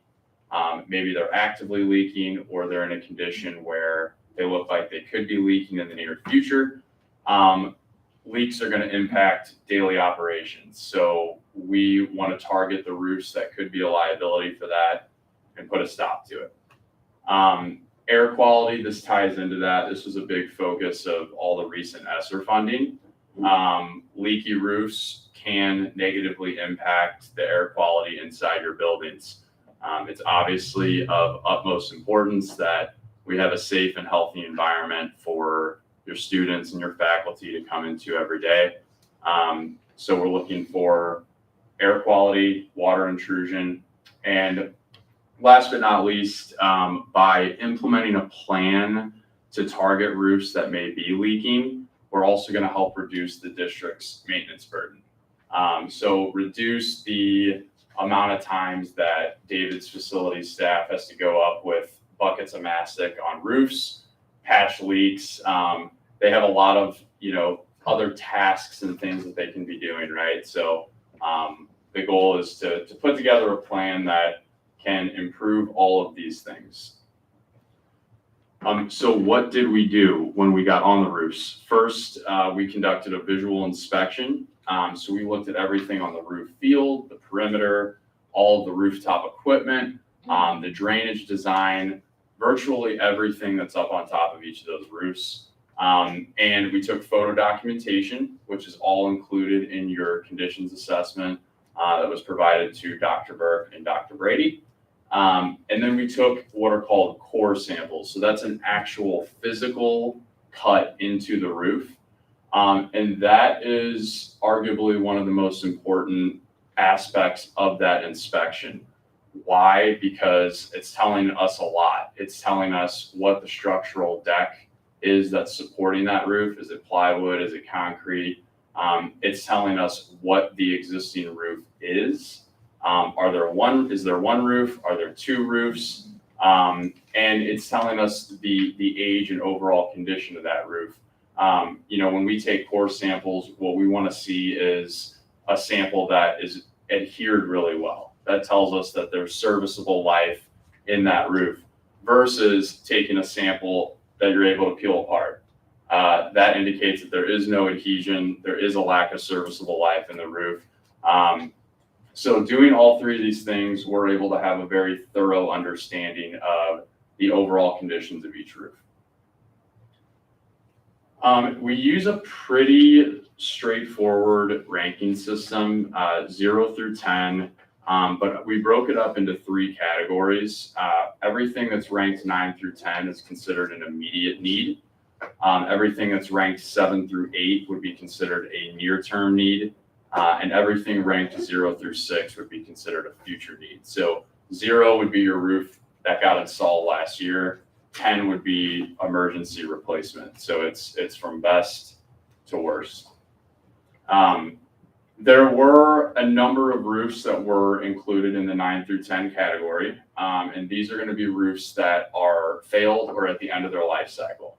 As I mentioned earlier with the core samples, these are going to be roofs that don't have any adhesion in the plies and that are either actively leaking or are a very high liability for leaking based on their overall condition. And these would be roofs that we are recommending for work as soon as funding permits. Everything that's ranked 7 through 8 would be considered a near-term need. And these are going to be roofs that show signs of failure but are not technically considered to be failed. They're nearing the end of their life cycle. They're showing characteristics of roofs that are in need of replacement in the near future, but still have serviceable life. These would be recommended for work in the next 2 to 4 years. And last but not least, everything that's ranked 6 and below. These are going to be roofs that overall are in very fair condition. I know we already gave David Castillo a shout out earlier, but just one more shout out to David and your facility staff. We counted 66 roofs in total that have a $0 next to them based on just maintenance and taking care of your buildings. So obviously National School District, that's probably they've done a great job. National School District is not a small district, so there are some roofs that have needs, but overall the staff's done a really good job of taking care of your roofs. Again, these are going to be roofs that just don't have any immediate signs of failure. And as far as future work, you can't even really put a date on it. My recommendation would be to have everything in that range re-inspected by about 2027, say the next 4 to 5 years. And at that point, we can strategize on what the best next steps may be. So again, we did deliver a conditions assessment and a by-site budgeting plan for all of your school sites, which it sounds like I have them as well. Reviewing them as well. Dr. Burke has them as well. So it sounds like there will be a separate time to review that, but I hope that the information I presented today was helpful. Does anybody have any questions?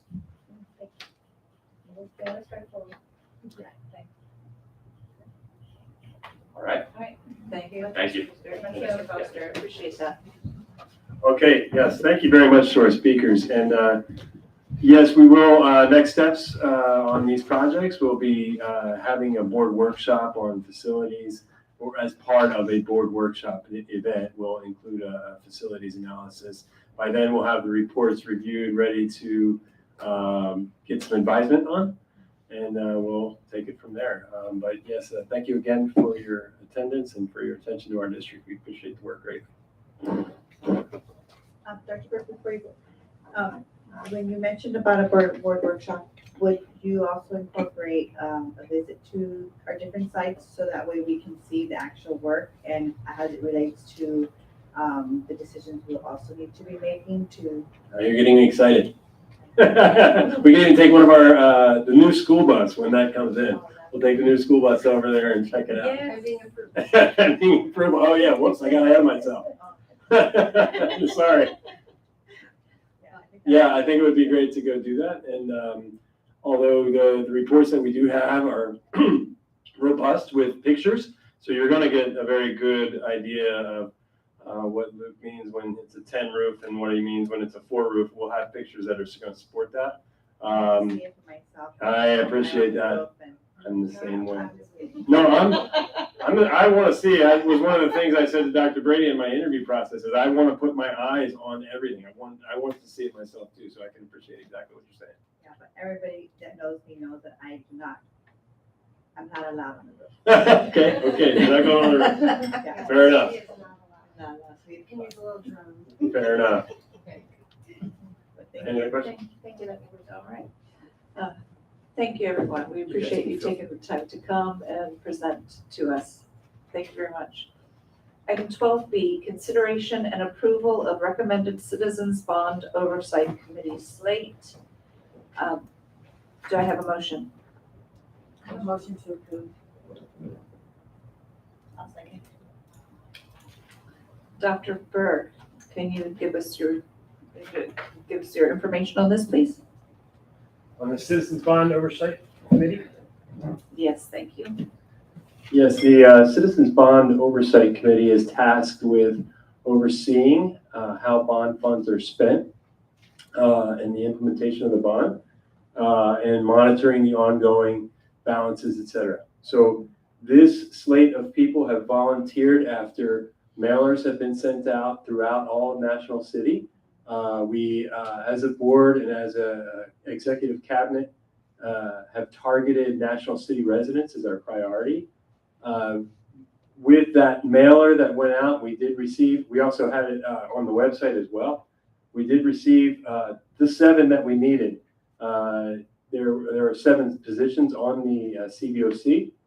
So we do have now the 7. They're in different categories. You'll see that we have to make sure we include a senior citizen, we include somebody representing the taxpayers and so forth, various interest groups that need to be represented. And yes, that slate has all required elements reflected in there. Thank you. Do we have any questions? Thank you. Mrs. Zadigan? Go Yeah, ahead. thank you. Was lucky to have invited to the Sioux Water Union Unified, but I said, no, that's too much. Because it's a great position. It's a lot of commitments, a lot of consideration. So that one, and I'm glad that we have these people in it, and I know they're gonna do a great job. Thank you. May I ask a clarifying question, please? Following candidates are being recommended to fill 6 of 7 positions. That was updated And the active board document says 7. Thank you, just making sure. Any other questions? All right, we have a motion by Mrs. Avalos and a second by Mrs. Betancourt Castaneda. Please vote. Item passes unanimously. Item 12C, to adopt resolution number 23-24.12, authorizing contracting pursuant to Hemet Unified School District bid number 061719 school buses. Motion to approve. I second the motion. Dr. Burke? We approved a very similar proposal just this summer. And the reasoning for it coming back around is because the Hemet contract that we were going to piggyback expired on June 30th. So we have a new contract in place. It was a contract numbering thing, making sure that we were getting the correct information across. So it's really no change from the recent item. Thank you. Any questions? All right, I have a motion by Mrs. Betancourt Castaneda and a second by Mrs. Avalos. Please vote. Item passes unanimously. Item 12D, to adopt resolution number 23-24.13, determining the subscription-based information technology arrangements threshold. Do I have a motion? I have a motion to approve. I will second. Okay, Dr. Burke? This item is related to an accounting need. It's just basically the GASB is an accounting standard that we adhere to in National School District, and this is an item that is intended to keep us compliant on how we do our accounting with, for example, a multi-year contract. Tracking that and calling it a liability as it is in the future years is something that this vote would allow us to do.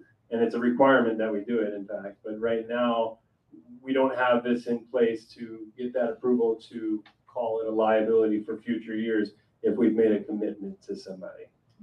Dr. Burke, one question. That's what it says here, that it will be beginning on 2022 and the years further, right? Does that answer my question, your explanation for it? Yes. This was implemented beginning June 15th, 2022. So yes. Any other questions? All right, I have a motion by Mrs. Avalos and a second by Mrs. Betancourt Castaneda. Please vote. Item passes unanimously.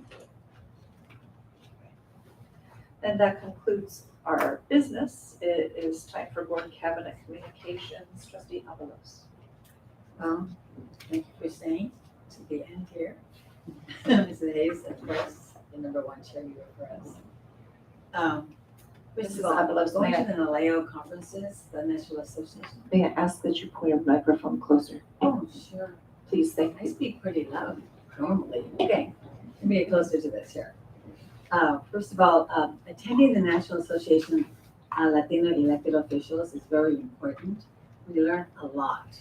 Really learn a lot. And there are a lot of sessions. Sadly to say, we can't go to every session. So we have to pick what we think was important to us. And I'm glad that the three of us picked 1 or 2 of them that I thought very important to our district, which is really, really good because we all had the same thing in mind. Also, I got to look at my notes here because I don't want to forget anything. Our President Alma Sarmiento is not here today, so I want to welcome our new employees, those of those that were able to be here, and those for some reason that couldn't come, but we understand. You can't go to everything. I am also attending the Master of Governance. This is, I have served 12 years as a trustee, and I took it twice. Once when I became a board member, and the second time I took it when Dr. Brady became the superintendent. I went with her for the Master of Governance. And since I was just reelected again in November, I decided that the best thing for me to do was continue my education and go to the Master of Governance because everything changes on a daily basis, weekly, monthly, and yearly basis. So I need 4 more classes to go to get my certificate in the Master of Governance. That'll be my 3rd round. And I'm very happy that I went because I learned a lot. Everything changes. The speakers were terrific. And every thing was different than when we went, when you and I went. So, like I said, everything changes, and I'm glad that I was there. I met a lot of wonderful people there and people that I had already known from other school boards. So that was nice that we were able to sit there and talk and communicate and know what was really going on. So that's what I've done. And also I have attended the ethnic studies, which the California School Board Association has put out. And there's 2 or 3 of those classes, so I have been attending those also on Zoom. So I want to learn everything possible, like I said, even though I was a board member for 2 years. But everything is different now. We have a lot of different issues that we have to address. And so that's what I've been doing, so I can be prepared for whatever's happening. I'm glad. Thank you for looking at our groups. I was born and raised here in National City. I went to school here at Kimball and graduated from Sweetwater High School. And I think a few years ago, we did have a few leaks, didn't we? Because it really rained a lot. And so they were able to fix them and we didn't get wet. I know where I live in the apartments. A few of the apartment buildings did get soaked. And I said to them all, be sure to buy insurance. Because the owners are not responsible for whatever is, your child and your daddy. But I'm glad to hear that we're doing really great on our roofs. And we didn't have to worry, although we were waiting for the big storm, thank God it didn't hit us. It just rained constantly. So I'm glad to be here and thank you for attending our meeting. Mrs. Benford Castaneda. Thank you. I also would like to thank you all for being here this evening and being here till the end so far. I know sometimes it could be a little bit long and boring, but I appreciate your time here. I also wanted to welcome our new employees, new and returning employees, because some were familiar faces, but some are new to our family. So welcome and welcome back. Dr. Kraft, thank you for your CAP presentation. I know you spend many hours, and I know you were trying to be nice about it. But that was why I said how many months, because it's not just hours, it's an extensive amount of time. So thank you so much. I know it's what you say, it's from your heart, but it is a lot of work, and I do appreciate you and your staff that are behind the scenes doing all that work. So thank you so much. And Dr. Burke, for your presentation here tonight and our partners. I had an opportunity to go visit the sites. Not all of them yet with the upgrades, but the majority of them. And I did feel like a little kid, like I wanted to play. Some of them were not functioning yet, weren't available, but I was able to see the majority of the work being done. It is amazing work that's being done, and our students are so lucky to have those facilities available to them. I know there's a lot going on and a lot will be continuing to happen. So it's a continual work in progress. For those schools that don't see big projects, I know that they've had a lot of projects already in place before, but we will continue to ensure that all of our schools are getting what's needed for our students, because ultimately that is what it's about, is for our students. So, but thank you to not just yourself, but to your staff, again, our partners, because it is a team effort, and I do recognize that, so thank you. But also for the maintenance staff that has kept our roofs in the condition and our facilities in the condition that they are in. It was worrisome knowing that we were getting a hurricane, that never happened, but nonetheless, that we did experience rain, We're from, San Diego, rain is like, oh my goodness, and we just start going crazy. But the fact is that our district is an old district, and that we did better than probably some of the other districts that maybe are not in the same years of existence as us, because of our facilities, our maintenance department that has continuously kept the upkeep of our properties. So Thank you to everybody that has had their hand in it, and I don't want to leave anybody else, so just everybody. And then being able to present here tonight the NALEO information is, to me, I think is very important, that we are constantly learning and giving and coming back and sharing our thoughts and our knowledge. Because oftentimes it's not just sitting up here in the dais, that's what it's, like thought that we do. There's a lot of learning that goes on behind the scenes. In addition to that, a lot of learning that we need to have to be able to make better decisions for our district and most importantly for our kids. So having an opportunity again to present from the podium as opposed to the dais, I think is very important because it comes from a different perspective, and to constantly learn and to familiarize ourselves with what's up to date, what's upcoming, and so on is crucial in the position that we hold. So thank you for hearing us out, and I hope that we all learned something, because I know I did. And if there's any questions as relates, I had a lot more information, a lot more notes, but like I said, I didn't want to keep everybody here all night. So, and with that being said, everybody have a wonderful night. Mrs. Hussain. Thank you. Thank you, President Gates, Vice Chair, playing President right now. Thank you. I just wanted to have a big shout out to our Kimball teachers, because we have the privilege to be here be there this morning on a cabinet coffee chat, and they were very fulfilling meeting with them. They were also happy, welcoming to us. And they were all, the kids were speaking Spanish and English at the same time and understanding, and we were happy. What happens, I was a picture day and everybody was all dressed up like you are right now. So I was happy to be there, and they were very, very welcoming, and it was very nice environment. Thank you to Kimball teachers and Dr. Ready to facilitate that meeting. This is an opening opportunity to them to speak up like in a confident way. So I would like to see, we're looking forward to the workshop that we have. This is a very passionate mind and individually.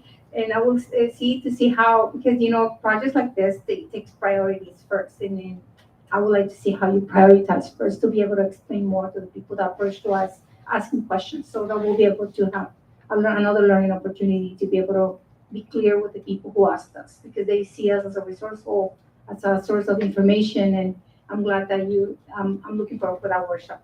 I would like to take our engineers to do that. And thank you so much, Dr. Burke, for being in this presentation. I didn't go further on the next step because it's another conversation, another presentation, but will be more to come for sure. I would like to give a little mindfulness thought about parents, because we have a working community and they're hard workers. So I would like to extend that invitation to self-care to our parents, because they're very hardworking people. They're frontliners and they're construction workers. They work a lot, and it's just a call that take time to yourself, and the audience who's listening right now, if there's any, be careful on your own to see how you're feeling. Listen to your body. Even if it's just a little nap or maybe a little walk in the park.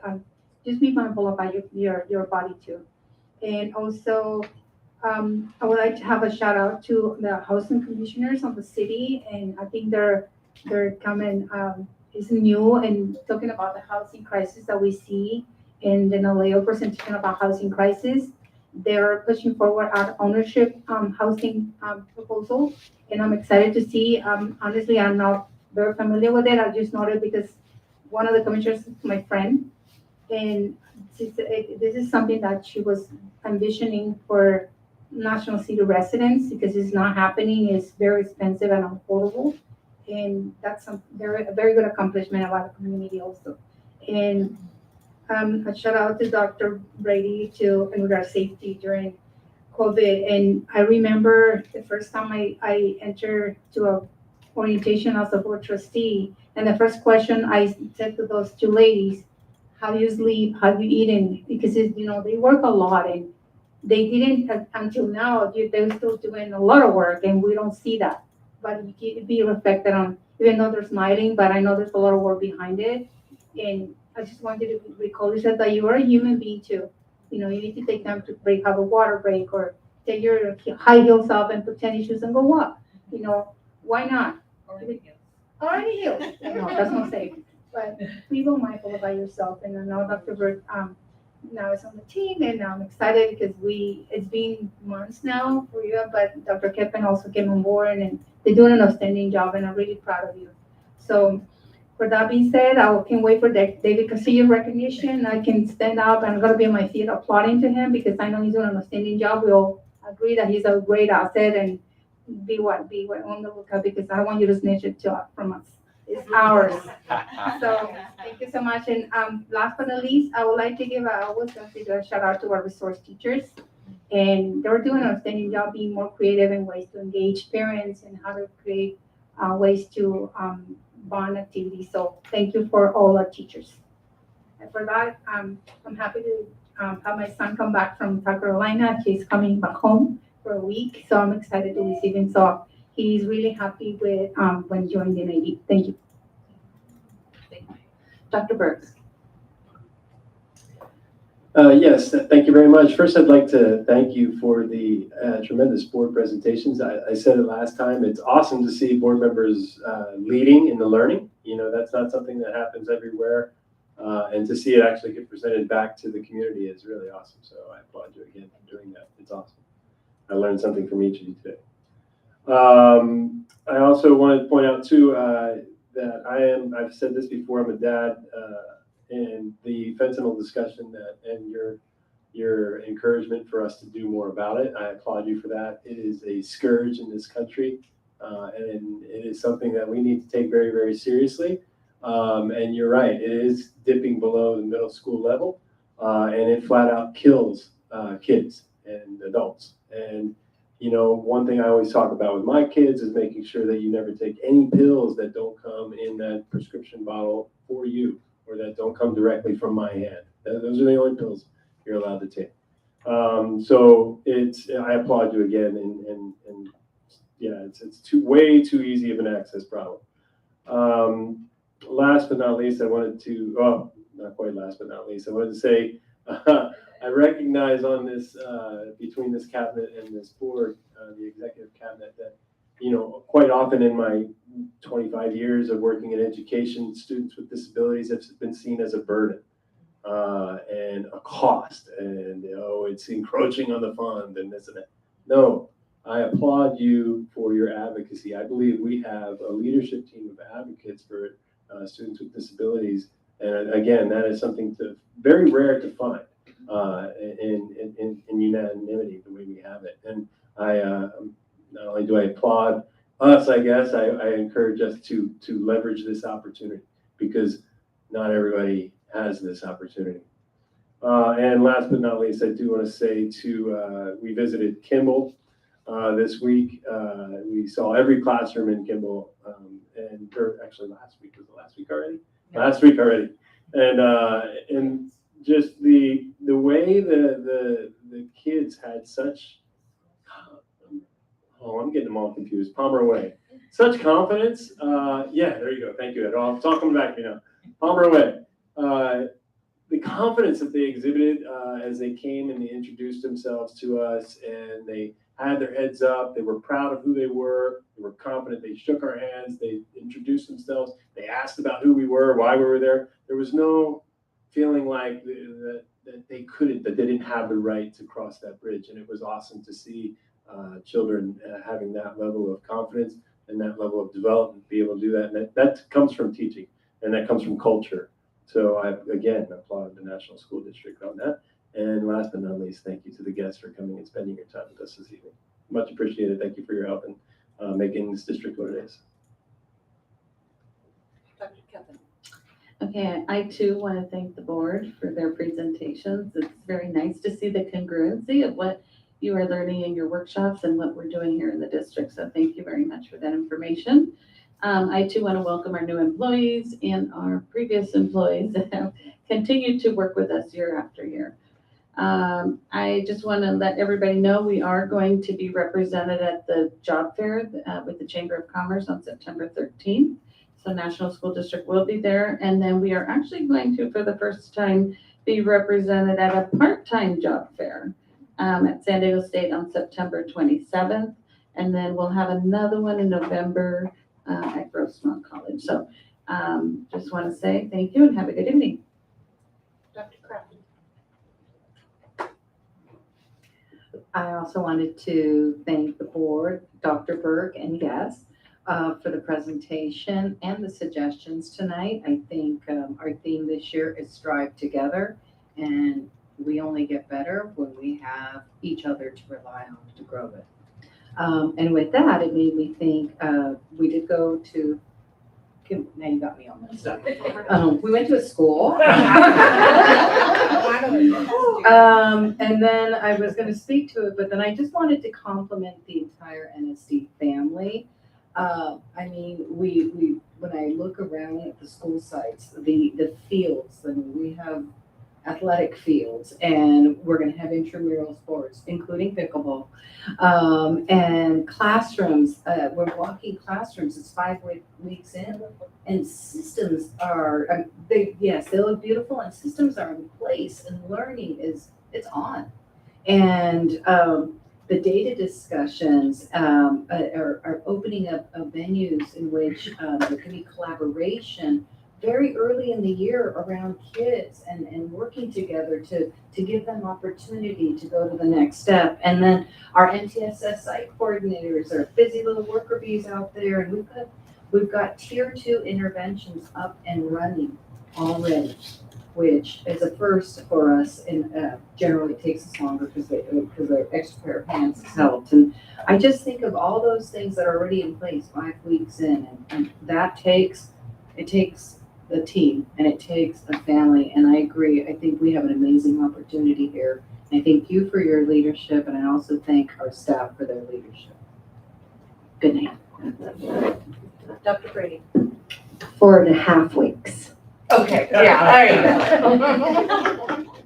That's week 5. Take it. The vision in the National School District is exceptionally prepared learners. And I just want to thank our governing board members who spoke today as learners and part of the same system and modeling the learning process for our students. So that's really exceptional, and I'm very proud to be part of a district that takes their vision and implements it from the top. So thank you.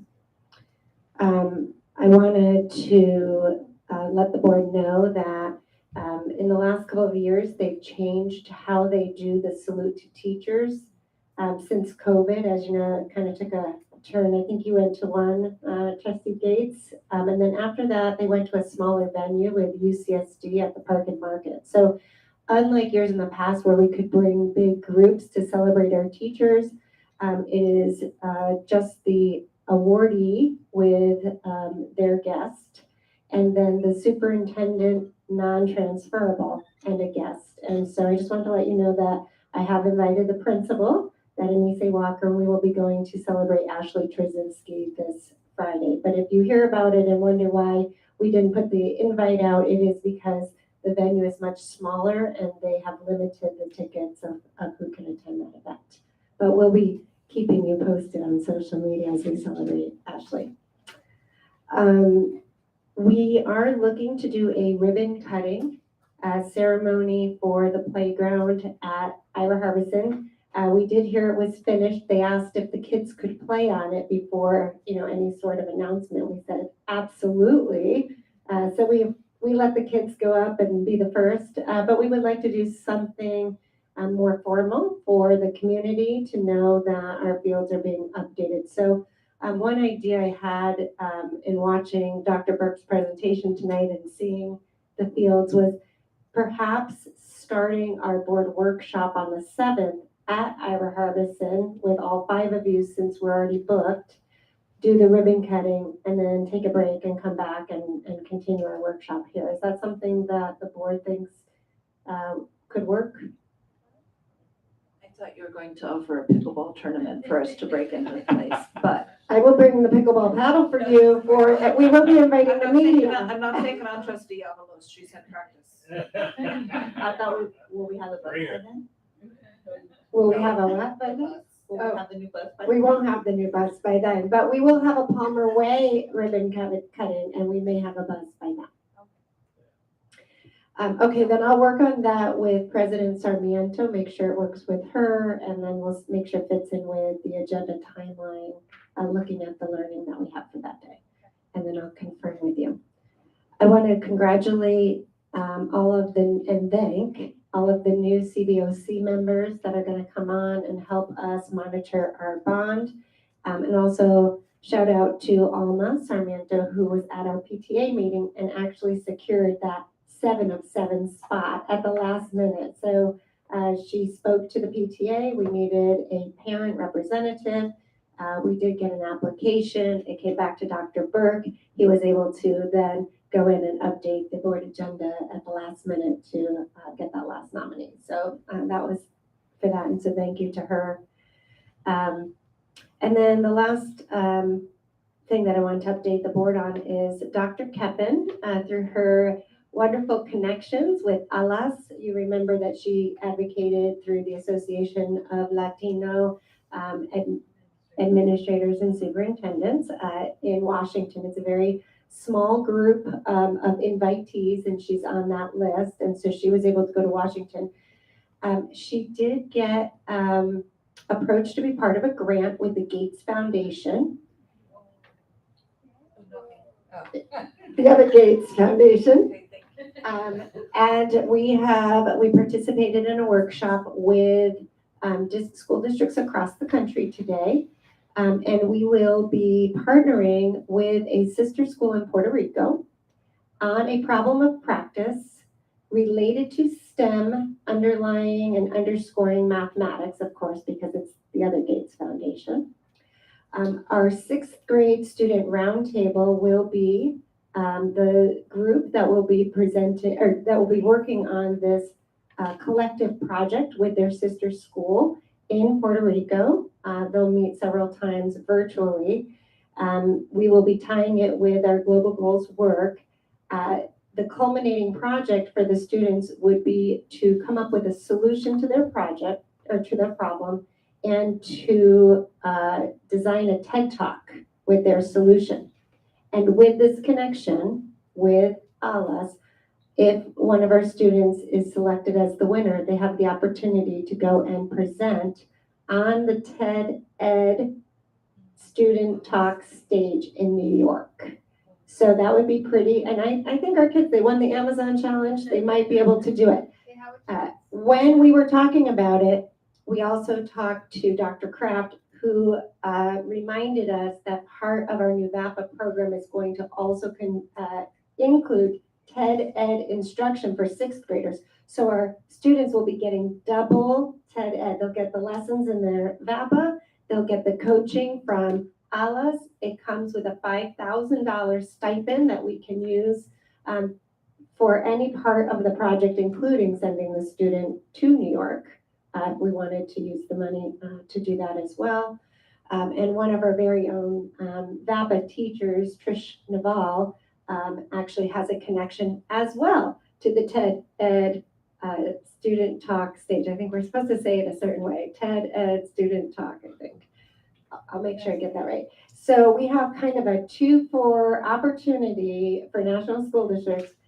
We saw CNN, we saw Amazon, bring on New York. We're really excited. The students will be coming to do board presentations for you to update you on their progress. And they also have been invited by the Robert F. Kennedy Human Rights Organization, Human Rights Education Organization, to be the speaker panel for their January 2024 interview. There will be 600 to 700 schools logging in to ask our students questions around how to implement the global goals. So we're really excited about this year's roundtable. Can't wait for you to meet this new group. Can't wait to get started on all of this work.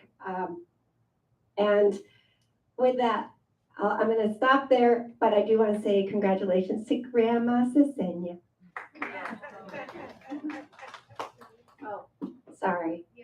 I know, sorry, Trustee Avalos started this. You can add to your comments. Not tonight, but you've allowed us to add to our comments when we forget something. So I'm gonna follow your lead and just remind you that the Parent Summit is on September 9th from 8 to 12:30. It will be held at Las Palmas School. There will be lots of parent presentations. We'd love for you guys to come out and see our parents participate in the summit. At least stop by if you can. That's gonna be September 9th, 8 to 12:30 p.m. at Las Palmas School. I just wanted to add, Dr. Brady, but thank you for your leadership because of your leadership and our cabinet, our students are the reason, you're the reason why our students have these opportunities. So I know that you're sharing all this, but you have a lot to do with this. So please, thank you. Anyone else need to Oh, and update anything? Okay, I will tell you this, I was not this cool as a sixth grader. I don't know that any of the rest of you were either. Just, you know. Hey, it's my turn. Okay. Take the floor.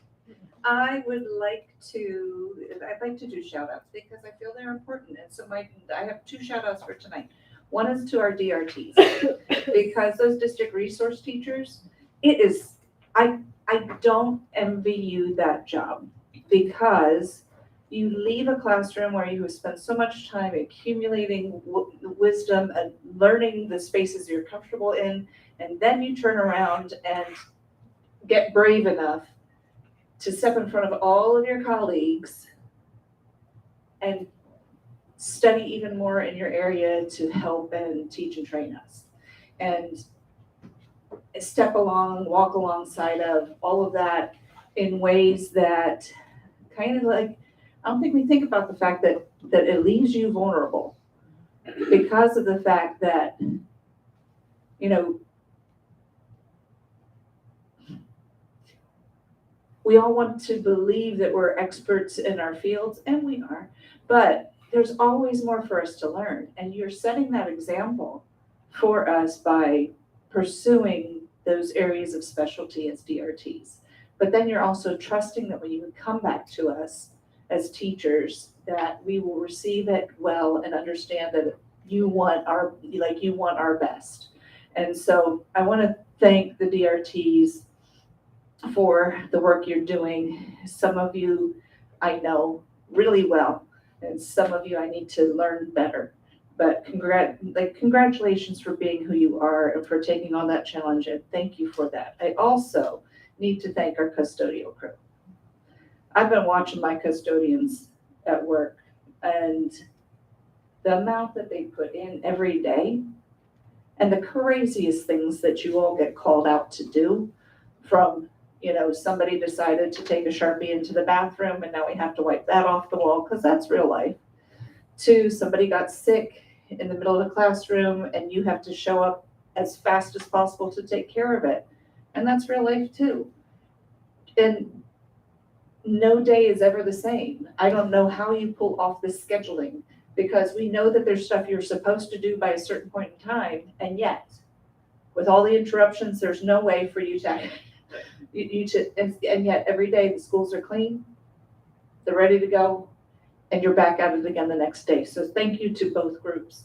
I would like to point out, since we're bickering over whether it's week 5 or like 4.5 weeks in, that today is the teeter-totter day, the seesaw day, the balance beam day, whatever you want to say, between the first day of school and fall break.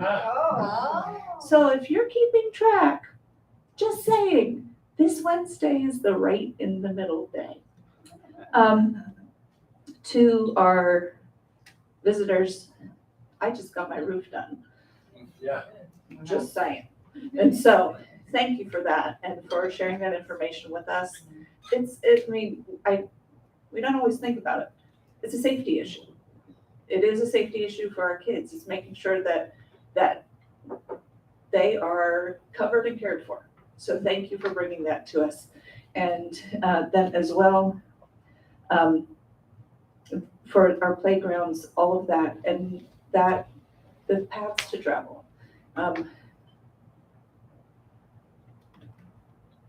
Scripture says those who have eyes to see and ears to hear. Basically, we're supposed to do better. And so the fact that you are looking for us, because it would be wrong of every single one of us to go out and act like we know what we're doing when it comes to those spaces, as if we can make those determinations for a child who is in a wheelchair or who needs help getting up and down from something. So we are learning better, we are knowing better, we are working to do better and to be better, and you're making that possible. So thank you for that too. I appreciate it. I'm just gonna do this one too. So you're like, Steph, they went to Naleo, I went to a California Teachers Association Community Schools Conference. But, you know, you guys have to present because it was board stuff. Mine wasn't, but I can if it's necessary. And we're talking about how National School District fits with the community schools program and presentation. So it may be something we'll have to see.